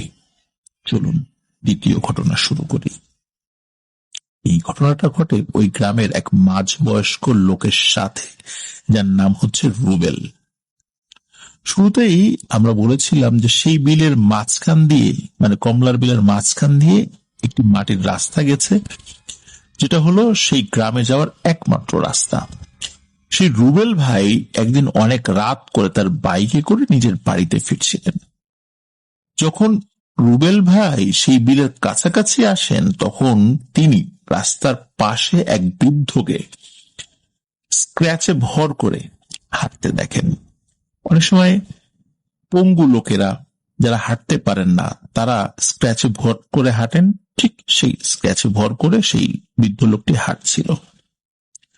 বৃদ্ধ লোকটি খুব ধীরে ধীরে চলছিল। তার পরনে ছিল সাদা রঙের জামা কাপড়। রুবেল ভাই সে বৃদ্ধ লোকটির কাছে গিয়ে বাইক থামায়, তাকে সালাম দিয়ে জিজ্ঞেস করেন যে তিনি কোন দিকে যাবেন, তাকে কি তার গন্তব্যে তিনি পৌঁছে দেবেন। বৃদ্ধ লোকটি আস্তে আস্তে ঘাড় ঘুরিয়ে রুবেল ভাইয়ের দিকে তাকায়। রুবেল ভাই দেখতে পান বৃদ্ধ লোকটির মুখে নাক নেই, চোখগুলো সম্পূর্ণ কালো, চোখে কোনো সাদা অংশই নেই। লোকটি রুবেল ভাইয়ের দিকে তাকিয়ে অদ্ভুত এক হাসি দেয়। নাকবিহীন এমন এক অদ্ভুত চেহারার লোক আবার তার এই ধরনের বিভৎস হাসি দেখে রুবেল ভাই মারাত্মক ভয় পান। সে তার বাইক স্টার্ট করে পাগলের মতো ছুটাতে থাকে। সে বিলের মাঝ দিয়ে যাওয়ার রাস্তা ক্রস করার সময় যখন রাস্তার প্রায় মাঝামাঝি আসে, তখন তার বাইকের আলোতে তিনি দেখতে পান বৃদ্ধ লোকটি রাস্তার পাশে দাঁড়িয়ে আছে এবং লোকটি হাত দিয়ে তার ওই স্ক্র্যাচটি, মানে একটা স্ক্র্যাচ উঁচু করে ইশারায় রুবেল ভাইকে বাইক থামাতে বলছে। রুবেল ভাই তো দ্রুত গতিতে লোকটির পাশ দিয়ে বাইক চালিয়ে বেরিয়ে যান। রুবেল ভাই তার বাইকটা যতটা সম্ভব জোরে চালাচ্ছিলেন এবং যখন সেই বিলটা প্রায় ক্রস করে ফেলেছেন, তখন তিনি দেখতে পান ওই বৃদ্ধ লোকটি তার দুটো স্ক্র্যাচে ভর করে বাইকের পাশ দিয়ে দৌড়াচ্ছে। তাহলে বুঝতেই পারছেন প্রিয় লিসেনার্স, যে স্ক্র্যাচে ভর করে বাইকের সাথে সাথে দৌড়ানো, এটা কি চারটিখানি কথা, কত জোরে ওই স্ক্র্যাচ দিয়ে দ্রুত হাঁটতে হবে। আর ওই সময় বৃদ্ধ লোকটি ওই রুবেল ভাইকে বলছিল, কিরে রুবেল, কোথায় যাস, আমার সাথে নিবি না? এই বুড়া লোকটারে নিয়ে যা সাথে। তো এইটা শুনে রুবেল ভাই তো ভীষণ ভয় পান এবং তার বাইকের ব্যালেন্স আর ঠিক রাখতে পারেন না, তিনি পড়ে যান। বাইক থেকে পড়ে যাওয়ার পর তার আর কিছু মনে নাই। পরের দিন ভোরবেলা গ্রামের লোক তাকে সেই বিলের পাড় থেকে উদ্ধার করে বাড়িতে পৌঁছে দিয়ে আসেন। তার শরীরের নিচের অংশটা বিলের পানিতে নাকি পাওয়া গিয়েছিল। শরীরে চোট লেগেছিল, তবে বড় ধরনের কোনো ক্ষতি হয়নি, বাইকটা এক সাইডে পড়েছিল। তো এটি ছিল দ্বিতীয় ঘটনা। প্রিয় লিসেনার্স, আশা করছি এই দ্বিতীয় ঘটনাটিও আপনাদের ভালো লেগেছে। চলুন এবার ফাহিম ভাইয়ের পাঠানো তৃতীয় ঘটনা শুরু করি। এই ঘটনাটি ঘটে ওই গ্রামেরই এক চাচার সাথে। তার নাম হচ্ছে মিলন। মিলন চাচা বলে ডাকেন আর কি।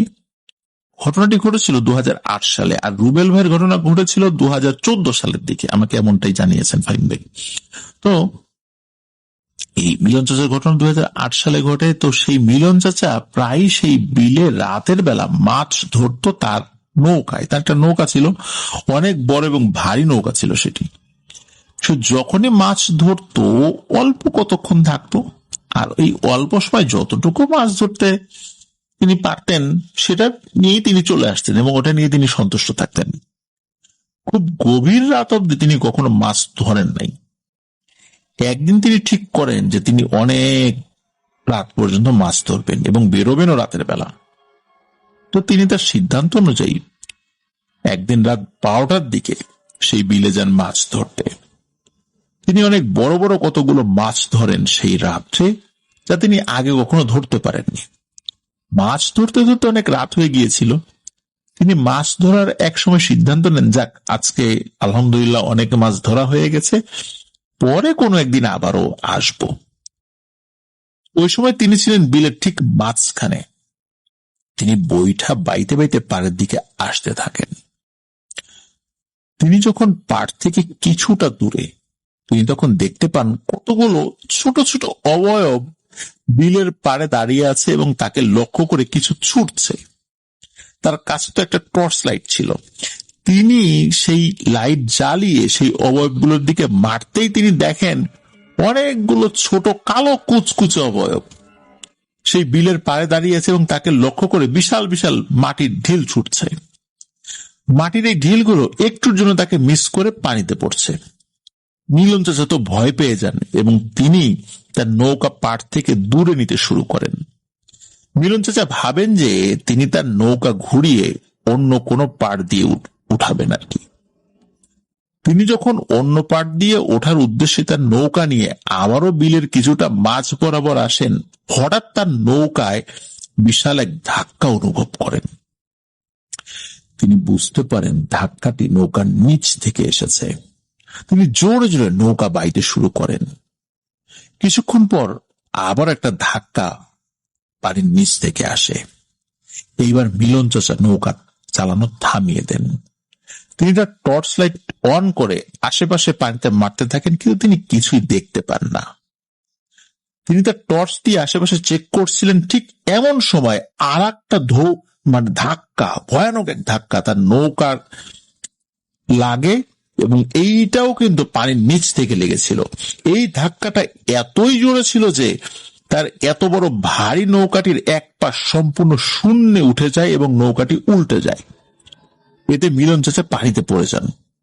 মিলন চাচা সাঁতার কাটতে কাটতে তার নৌকাটি সোজা করবার চেষ্টা করতে থাকেন, কিন্তু নৌকাটি অনেক ভারী হয় তিনি নৌকাটি সোজা করতে ব্যর্থ হন। তিনি একসময় লক্ষ্য করেন যে তার আশেপাশের পানিতে বুদবুদ উঠছে। হঠাৎ বুদবুদ ওঠা বন্ধ হয়ে যায় এবং একটু পর পানির নিচ থেকে কিছু ভেসে ওঠে। মিলন চাচার হাতে তখনও সেই টর্চ লাইট ছিল।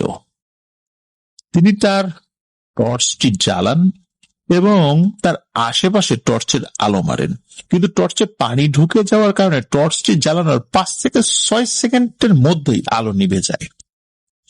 এই 5 কি 6 সেকেন্ডের মধ্যে তিনি দেখতে পান তার আশেপাশে শত শত লাশ ভেসে উঠেছে। মিলন চাচা এটা দেখে প্রচন্ড আতঙ্কে বিলের পার বরাবর সাঁতার কাটতে থাকেন। তিনি সাঁতার কাটার সময় অনুভব করেন যে লাশগুলো তার শরীরের সাথে টাচ লাগছে। হঠাৎ কেউ হাত দিয়ে তার পা চেপে ধরে পানির নিচ থেকে।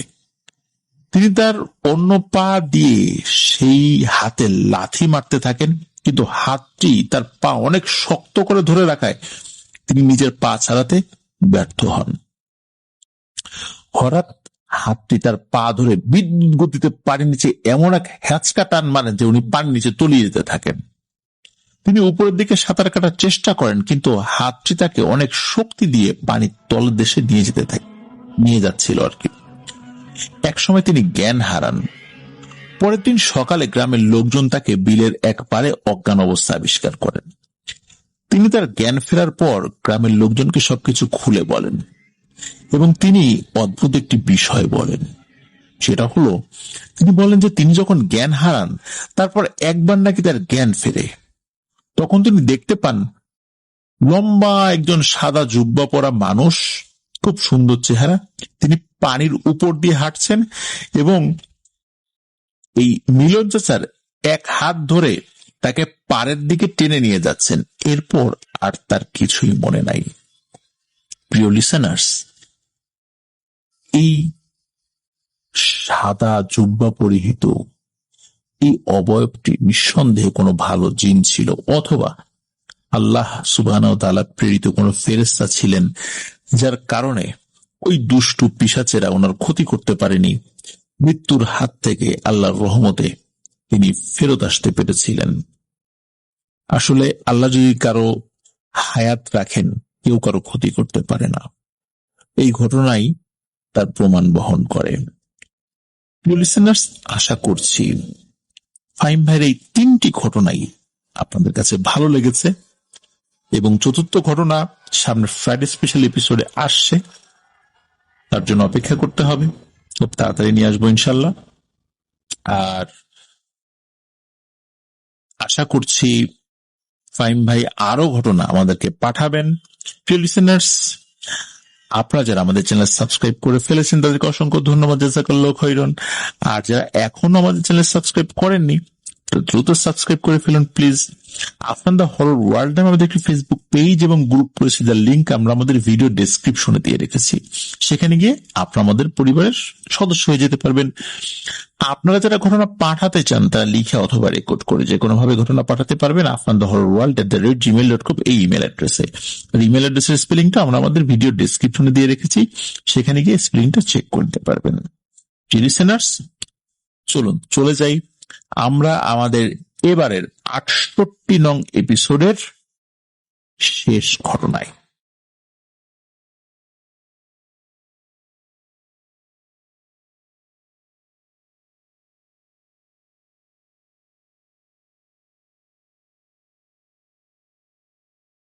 আবারও স্বাগতম জানাচ্ছি প্রিয় লিসেনার্স আমাদের এবারের এপিসোডের একদম শেষ ঘটনায়।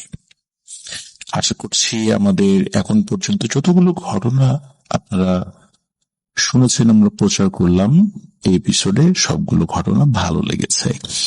আর এখন যে ঘটনাটি শেয়ার করছি, এই ঘটনাটি যিনি পাঠিয়েছেন তার নাম হচ্ছে মীর শিহাব ভাই। উনি বর্তমানে সৌদি প্রবাসী। ওনার বাড়ি ব্রাহ্মণবাড়িয়া জেলার নবীনগর উপজেলায়। ওনার বেশ কিছু ঘটনা কিন্তু আমরা প্রচার করেছি, পাতালবাসী বইয়েও কিন্তু ওনার ঘটনা রয়েছে।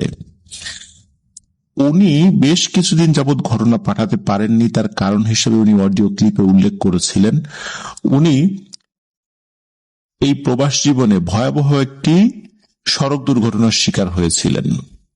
1 মাস উনি হসপিটালে অ্যাডমিটেড ছিলেন। উনি জানিয়েছেন যে এই বিদেশ যাওয়ার পর একাকিত্ব তো থাকেই, কাজের ব্যস্ততা, কিন্তু হসপিটালে যখন তিনি অ্যাডমিটেড ছিলেন, এক গ্লাস পানি ঢেলে খাওয়ানোর মতো লোক তার পাশে ছিল না। খুব কষ্ট করেছেন। তো তার সুস্থতার জন্য দোয়া করি, আল্লাহ তাআলা তাকে সুস্থতা দান করুন। উনি এখন অনেকটাই সুস্থ। এরপরে আস্তে আস্তে স্বাভাবিক হতে সময় লেগেছে, তারপর আবার কাজে ফিরেছেন। আর ওনার হাতে ঘটনাও ছিল না, এই জন্য উনি ঘটনা পাঠাতে ওইভাবে পারেননি। তো এই ঘটনাটি তিনি পাঠিয়েছেন, এই ঘটনাটি সংগ্রহ করেছেন তার এক বন্ধুর কাছ থেকে। তার বন্ধুর নাম হচ্ছে টুটুল। এই টুটুলের বাড়ি ব্রাহ্মণবাড়িয়া জেলার নবীনগর উপজেলার বিটি বিশারা গ্রামে। ঘটনাটি মূলত ঘটেছে এই টুটুলের নানার বাবার সাথে। নানার বাবার নাম হচ্ছে মৃদুল মিয়া। ঘটনাটি ঘটে বাংলাদেশের মুক্তিযুদ্ধেরও আগে, অনেক আগের একটি ঘটনা। তো এই যে মৃদুল মিয়া, উনি কিন্তু নির্দিষ্ট কোনো কাজ করতেন না। যখন যে কাজটি পেতেন, সারা বছর জুড়ে যখন যে কাজের সময় আসতো, সিজন আসতো, সেটি তিনি করতেন। নির্দিষ্ট কোনো প্রফেশন তিনি ছিলেন না। যখন বর্ষাকাল আসতো তখন মাছ ধরতেন, যখন শুকনোর সময় আসতো তখন কৃষিকাজ করতেন, আবার কখনো ভ্যান চালাতেন। এরকম বিভিন্ন ধরনের কাজের সাথে তিনি যুক্ত ছিলেন। তো এভাবেই চলছিল ওনার দিনকাল। একদিন কি হয়, সময়টা তখন বর্ষাকাল।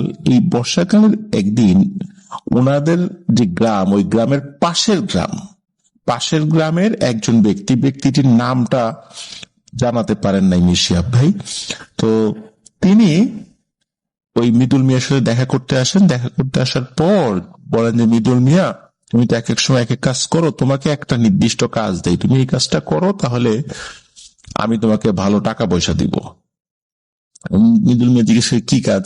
তখন তিনি বলেন যে, তুমি শুধু আমাকে গজার মাছ সাপ্লাই দিবা, আমি তার বিনিময়ে তোমাকে ভালো একটা অ্যামাউন্ট দিব, কিছু অ্যাডভান্স টাকাও দিয়ে যান।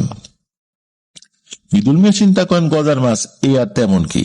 আর ওই সময়ে কিন্তু গ্রামে গঞ্জে, খালে বিলে, নালায়, নদীতে কিন্তু অনেক গজার মাছ পাওয়া যেত। এখন যদিও সেরকম পাওয়া যায় না বললেই চলে। তো এই বিষয়টা কিন্তু মৃদুল মিয়ার কাছে খুব কঠিন কোনো কাজ ছিল না। আর সময়টা বর্ষাকাল ছিল, অনেক জেলেদের জালেই গজার মাছ ধরা পড়তো। মৃদুল মিয়ার এতে রাজি হয়ে যান এবং তিনি এই গজার মাছ সংগ্রহ করা শুরু করে দেন। উনি নিজেও গজার মাছ ধরার চেষ্টা করতে থাকেন এবং নৌকা নিয়ে বিভিন্ন জায়গায় উনি ঘুরতে থাকেন, জেলেদের জালে কোনো গজার মাছ ধরা পড়েছে কিনা। তো এইভাবে উনি গজার মাছ সাপ্লাই দিতেন ওই ব্যক্তিকে, চলে যাচ্ছিল ভালোই। আর গজার মাছ দিয়ে উনি আসলে কি করতেন এটা মৃদুল মিয়াকে বলেন নাই, মৃদুল মিয়ারও জানার প্রয়োজন ছিল না। একবার কি হয়, ওই ব্যক্তি কি করেছে যে মৃদুল মিয়াকে ডেকেছে। তো মৃদুল মিয়া গেছে তার বাড়িতে, যাওয়ার পরে বলে যে, মৃদুল মিয়া, আজকে আমি একটা জায়গায় যাব, একটা কবরস্থানে যাব, তুমি আমার সাথে থাকবা। তো কবরস্থানে যাওয়ার কথা শুনে ওই ব্যক্তিটি, মানে মৃদুল মিয়া, উনি চমকে ওঠেন। কবরস্থানে আপনার সাথে আমি যাব কেন? ওই ব্যক্তি বলেন যে, না তেমন কিছু না, আসলে রাত্রেবেলা আমি যাব, তো তুমি আমার সাথে থাকলা, এর বিনিময়ে আমি তোমাকে টাকা দিব। মৃদুল মিয়া বলে যে, কবরস্থানে আপনি যাবেন, আমি সাথে থাকবো, আবার সাথে থাকার জন্য টাকা দিবেন? এই সাথে থাকা তো আপনি আর একজন লোককেও সাথে নিয়ে করতে পারেন। আমি আর এক গ্রাম থেকে আসব, আপনার সাথে যাব, বিষয়টা কেমন হয়ে যায় না? তখন ওই ব্যক্তিটি বলেন, না না, তোমাকেই লাগবে, চলো। তো মৃদুল মিয়া এক কথা দুই কথায় শেষ পর্যন্ত রাজি হন। সন্ধ্যার পরপরই ওই গ্রামে চলে আসেন ওই ব্যক্তির সাথে দেখা করার জন্য। তো এশার নামাজের পরে খাওয়া দাওয়া করে দুজন একসাথে বের হয়। ওই রাতটা ছিল ঘোর অমাবস্যা। তো দুজন কিছুটা সময় হাঁটতে হাঁটতে, হাতে হারিকেন ছিল দুজনের হাতেই, এই হাঁটতে হাঁটতে চলে আসেন এক কবরস্থানের কাছে। কবরস্থানের কাছে আসার পর ওই ব্যক্তির কাছে কিন্তু একটা কোদাল ছিল। তো কোদাল কেন, এই বিষয়টা মৃদুল মিয়া জিজ্ঞেস করেননি প্রথমে। কবরস্থানে আসার পর একটা কবর দেখানোর পর মৃদুল মিয়ার হাতে কোদাল দিয়ে উনি বলেন যে, মৃদুল মিয়া ধরো, এই কোদালটা নাও আর ওই কবরটা খোঁড়ো। মৃদুল মিয়া বলেন যে, এটা তো কথা ছিল না, আমি কেন কবর খুঁড়বো, এটা তো একটা অন্যায় কাজ। আর একজনের আত্মীয়ের কবর তাদের অনুমতি ছাড়া এটা তো খোঁড়া ঠিক না। আর আপনি কেন কবর খুঁড়তে যাবেন? আপনি তো কবরস্থানে আসার কথা, কবর খোঁড়ার কথা তো আমাকে বলেন নাই, জানলে তো আমি আসতামই না। বলে যে, আসলে আমি তো কবিরাজি করি, গজার মাছ দিয়ে বিভিন্ন ধরনের কবিরাজি কাজগুলো আমি করি, তো এই কারণে আমি আসছি। তো কবরটা খোঁড়ো, কোনো সমস্যা হবে না, আমি তো আছি তোমার সাথে। তো এক কথা দুই কথায় মৃদুল মিয়ার সাথে তর্কাতর্কি লেগে যায়, আপনি তো আমাকে কবর খোঁড়ার কথা বলেন নাই। এক পর্যায়ে কি হয়, মৃদুল মিয়া দৌড়ে ওখান থেকে চলে আসেন, সে তার বাড়িতে চলে আসেন। ওই রাত্রে উনি ঘুমিয়েছেন, স্বপ্নে কোন একটা অবয়ব তাকে এসে বলছে যে মৃদুল মিয়া, কাজটা ভালো করলি না, কাজটা করে আসতি, এরকম বলে। তো মৃদুল মিয়ার ঘুম ভেঙে যায়, উনি বিষয়টা দুঃস্বপ্ন হিসাবে দেখেন, কারণ একটু আগেই কবরস্থান থেকে এসেছেন, তারপর এরকম ঘটনা মনের অবচেতন মনেই হতে পারে, স্বপ্ন দেখতেই পারেন। পরের দিন দেখেন যে ওই ব্যক্তিটা ওই মৃদুল মিয়ার বাড়িতে এসেছেন। আসার পরে মৃদুল মিয়া তো খুব রাগ করেছেন ওনার উপরে, যেরকম একটা জঘন্য কাজ করার জন্য ওই ব্যক্তি তাকে খবর দিয়ে নিয়ে গিয়েছিল। তো ওই ব্যক্তিটি এসে মৃদুল মিয়াকে বোঝায় যে ভাই তুমি রাগ করো না, আমার কাজের জন্য কিছু কিছু জিনিস লাগে, এই জন্য করেছিলাম, আমার কিন্তু কোনো অসৎ উদ্দেশ্য ছিল না। আচ্ছা যাই হোক, তুমি যেহেতু এই কাজটা করতে চাও না বা করো না, আমার সাথে আমার উপর রাগ করো না, তুমি আগে যেভাবে গজার মাছ সাপ্লাই দিতা সেভাবেই দাও। মৃদুল মিয়া দেখলো যে ঠিক আছে, ওই কাজের জন্য তো আমাকে আর ডাকবে না, রাজি হয়ে যায়। তো মৃদুল মিয়া রাজি হয়ে যান। মৃদুল মিয়া আবার গজার মাছ সাপ্লাই দেওয়া শুরু করেন। বেশ কয়েকদিন হয়ে যায়, গজার মাছ সাপ্লাই দিয়ে যাচ্ছেন। এর মধ্যে কি হয়, ওনাদের গ্রাম থেকে প্রায় কয়েক গ্রাম পরে নদী পথে আর একটা জায়গায় যখন উনি গজার মাছ সংগ্রহের জন্য গিয়েছেন, তখন মোটামুটি সন্ধ্যা ভাব আর কি। তখন একটা নৌকায় মানে কয়েকজন জেলে মাছ ধরছিল, তাদের কাছে যখন জিজ্ঞেস করা হলো তখন তারা বললো হ্যাঁ তাদের কাছে বড় একটা গজার মাছ আছে। তো মৃদুল মিয়াও তাদের কাছ থেকে গজার মাছ সংগ্রহ করেন। আর মৃদুল মিয়া কিন্তু আশেপাশে কয়েক গ্রামে খুব পরিচিত ব্যক্তি ছিলেন, ওনার বেশ ভালো মানুষ হিসাবে তার নাম ডাক ছিল। অনেক সময় বাকিতেও গজার মাছ নিয়ে যেতেন, তার হাতে তো অগ্রিম কিছু টাকা দেয়া থাকতো গজার মাছ কেনার জন্য। আবার কখনো বাকিতেও নিয়ে নিতেন, ওই মালিকের কাছে টাকা দিতেন, মালিক মূল দাম থেকেও অতিরিক্ত কিছু টাকা ওই মৃদুল মিয়াকে দিতেন, সেই টাকা থেকে আবার নিয়ে ওই মাঝিদেরকে দিতেন। তো মাঝিরা তাকে কিন্তু বাকিতেও মাছ দিত, বিশেষ করে গজার মাছ। তো ওই সময় ওই মাঝিদেরকে বলেন যে গজার মাছ তোমাকে দাও, মাঝিরাও দিয়ে দেয়। তো মৃদুল মিয়া গজার মাছ নিয়ে গ্রামের দিকে রওনা হন নৌকা নিয়ে। তো বেশ খানিকটা পথ আগানোর পর আশেপাশে আর কোনো নৌকা দেখছেন না, তখন তো সন্ধ্যা হয়ে একদম রাত হয়ে গেছে আর কি, চারদিকে আর কোনো আলোর ছিটো ফোটাও নেই। হঠাৎ করে দেখে নদীর একটা পারে 3-4 জন লোক ডাকছে, এই ভাই আসো আসো, আমাদেরকে একটু নিয়ে যাও, আমাদের ওই সামনের গ্রামে বাড়ি, নৌকা পাচ্ছি না। তো মৃদুল মিয়া উনি তো খুব মহৎ হৃদয়ের মানুষ ছিলেন, ভালো মানুষ ছিলেন, তো উনি 3-4 জনকে নৌকায় উঠান।